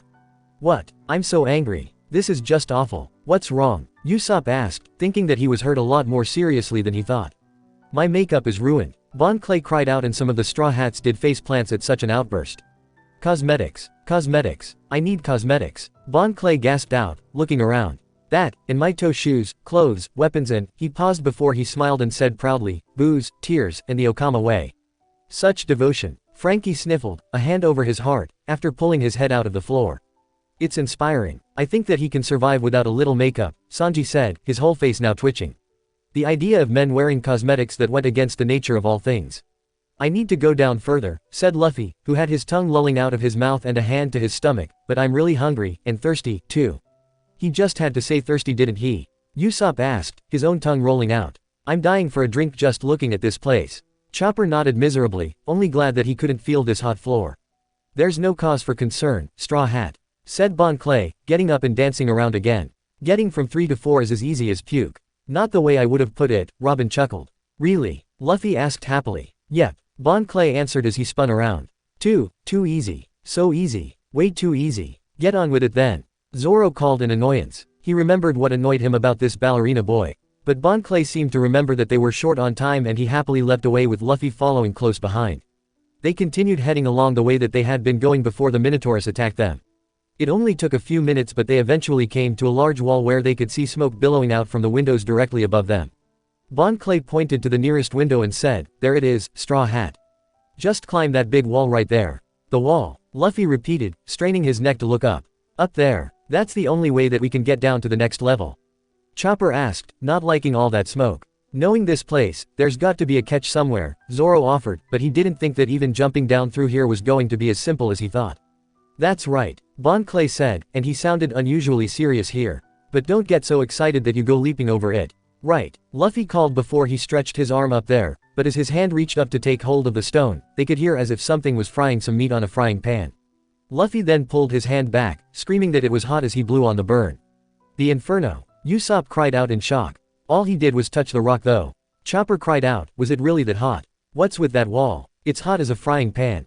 Luffy cried out, trying to stop the burning. A frying pan, Bon Clay repeated. That's exactly it, Straw Hat. And if this floor is a frying pan, Sanji repeated, looking at the smoke. Then we're heading right into the heart of the fire. I have a bad feeling we're about to find out, Robin said as Luffy regained control of himself. The two did a graceful jump from the floor to the top of the wall. They followed up, but regretted it as soon as they did, for the stone around them was almost red hot, and as soon as Luffy stepped down, they could see the heat from the floor actually burning his sandals slightly.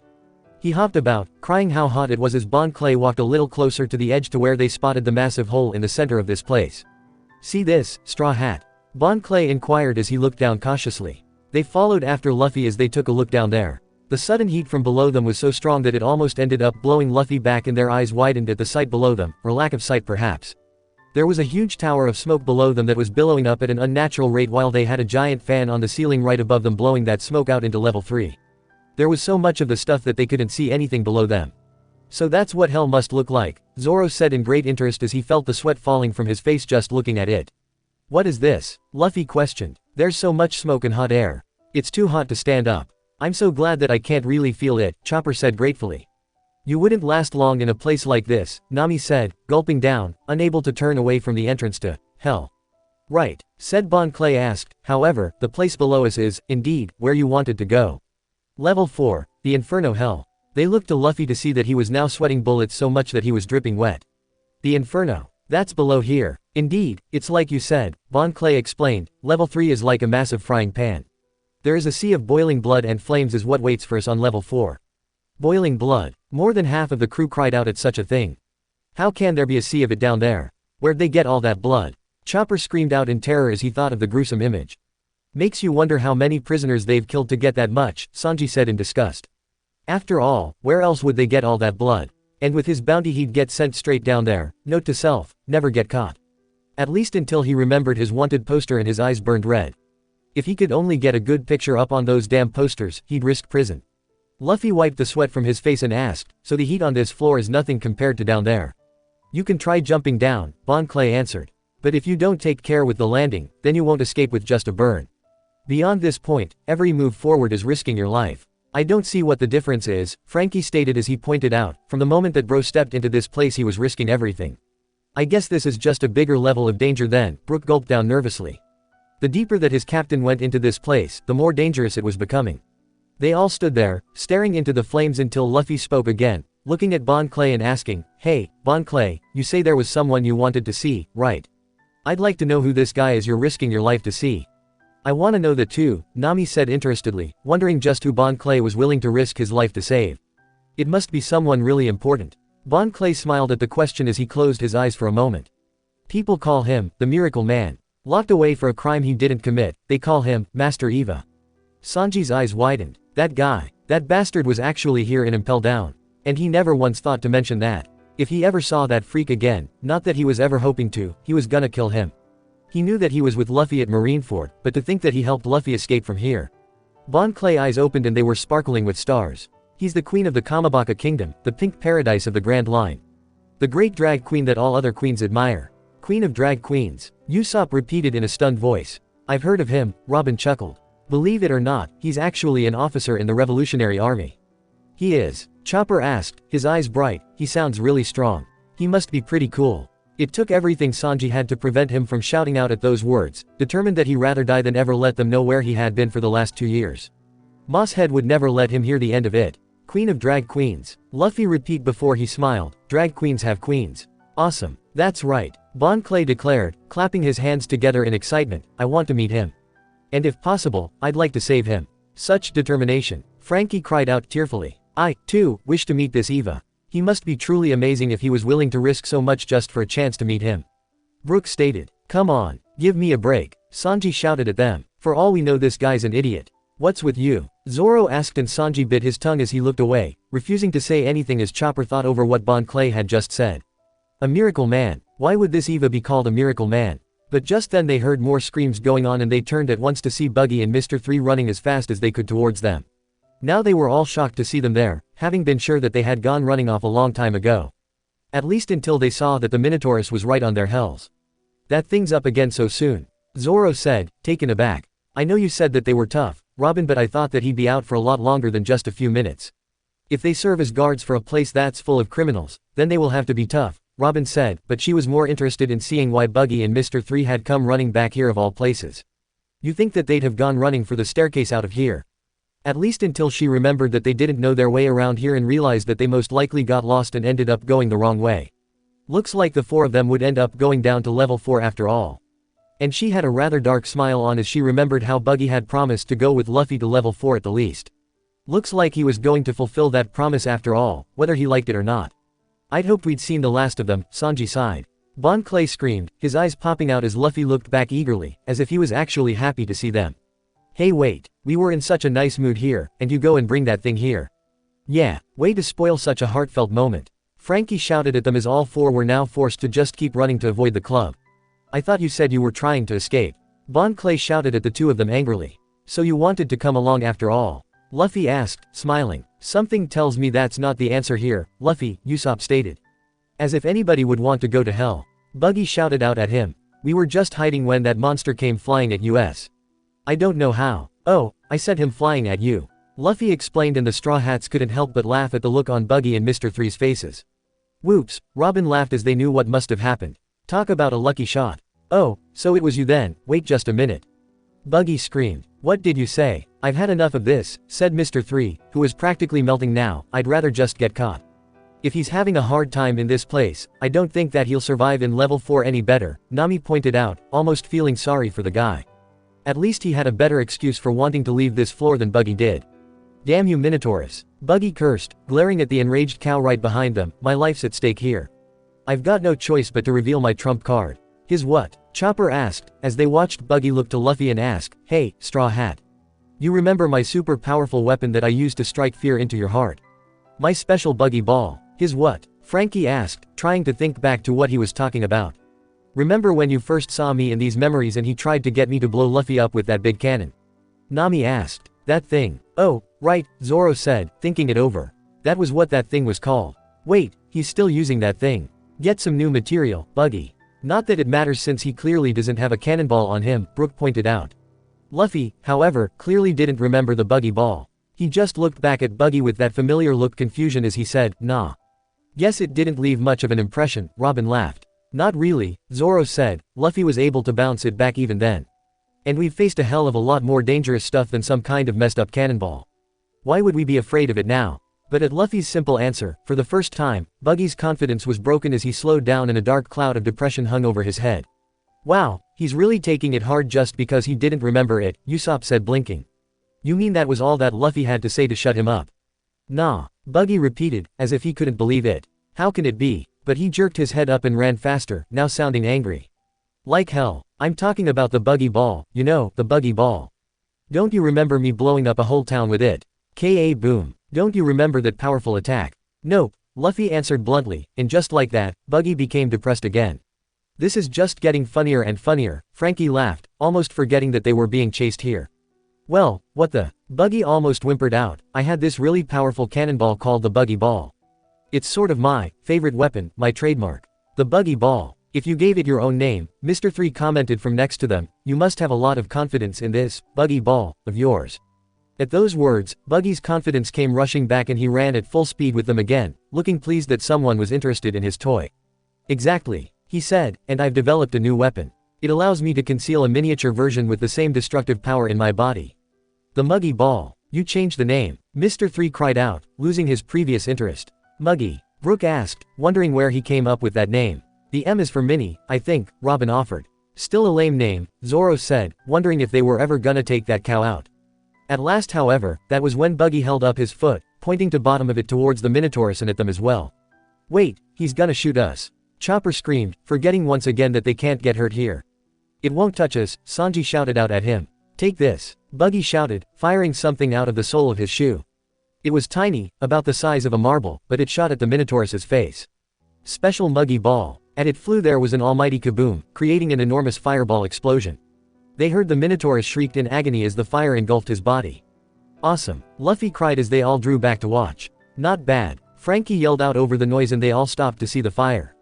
But it's got nothing compared to the Frankie radial beam. And he posed as he thought about his own special attack. It worked, Bon Clay shouted, sounding impressed as Buggy looked back at them with a smug smile. And that is how it works. He laughed out. Well, remember yet, Straw Hat. He might want to look up and see that it's not over yet, Robin pointed out and it was true. The Minotaurus was still standing, already up on its feet and looking at them all with murder in its beady eyes. Ah, all they did was make it angry. Brook shouted out fearfully. Shit, it's still conscious. Buggy questioned in disbelief. Let's do this, Straw Hat. Bon Clay declared before he jumped at Minotaurus this time, ready to show them how it was done. Hey, 3, Luffy said, looking back to Mr. 3, you really can't use your wax powers here, huh? No, Mr. 3 answered, it'll melt in just 3 seconds. Then I'll have to do it in 3 seconds. Luffy shouted out, as they already guessed what he was about to do. I get it, Zoro said, remembering Little Garden, and he used the wax that was stuck on his legs to break that wax pillar. That wax is as hard as steel, if he does it quickly enough. It's going to add more of a punch to Luffy's punch, Nami grinned. Above them, Bon Clay did several flips in the air. Flying, I'm flying, my flying ballet Kenpo, he cried, memoir of a winter's sky. With a great crashing sound, he hit the Minotaurus hard in the face as Usopp cheered and Chopper clapped at the sight of it all. The force of the attack was great enough to cause the Minotaurus to sink a few inches into the stone floor, holding its head in terrible pain. Nami saw the floor cracking apart and remembered what Bon Clay said about there being boiling blood beneath them. Any more damage and they're gonna end up falling right through to the next floor. She warned, again, too late for that, Frankie called, pointing ahead, and they looked in time to see Luffy charging towards the Minotaurus while it was distracted. Here I go, Straw Hat. Mr. 3 exclaimed, and he stretched out his hand to cause a river of wax to wrap itself around Luffy's arm, creating a thick coating. Candle lock. Right, Luffy cried as he then threw his arm back and twisted it around as he cried out, Guum, Guuum. The Minotaurus seized his club and held it high, about to attack. Hammer rifle. Luffy shouted, and with a spinning fist, combined with Mr. 3's candle lock, he landed a powerful blow right to the Minotaurus's jaw, sending it back for a second time. The wax flew off in every direction as it melted off. The other 3 stared at him in shock as they watched the monster fall as if in slow motion. It crashed right into the floor, sliding yards away, and its head was slammed right into the opposite wall. That had to hurt, Zoro smirked. He doubted even that thing will be up right away after a hit like that. Now that's teamwork, Brook called happily. You see what can be done when working together. We did it. The 4 of them cried out together, jumping up and down ecstatically. We beat a monster from hell. Right, Luffy screamed out, his face now full of hopefulness than they had seen since he snuck into Impel Down. Now let's get going down to level 4. Sanji smirked at the horrified looks on Buggy's and Mr. Three's faces. Something tells me that that wasn't what they had planned, he grinned.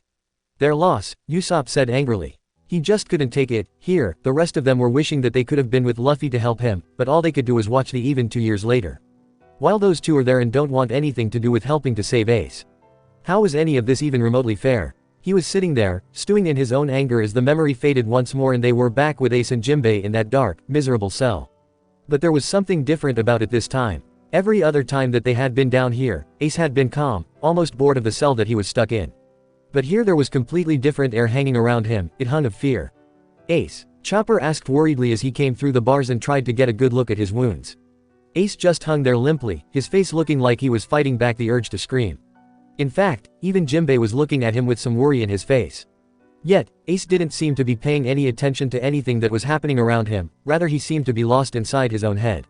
Is he okay? Brook asked in concern. Robin knew at once what that look meant. The problem is that he's not thinking about himself at all, she said. No sooner had she said that did Ace mutter softly to himself, just go away. They looked back at him to see him raise his head and they got a good look at the worry and pain in his eyes. Whatever you do, Ace whispered, please, don't come here. He shut his eyes and finished, Luffy.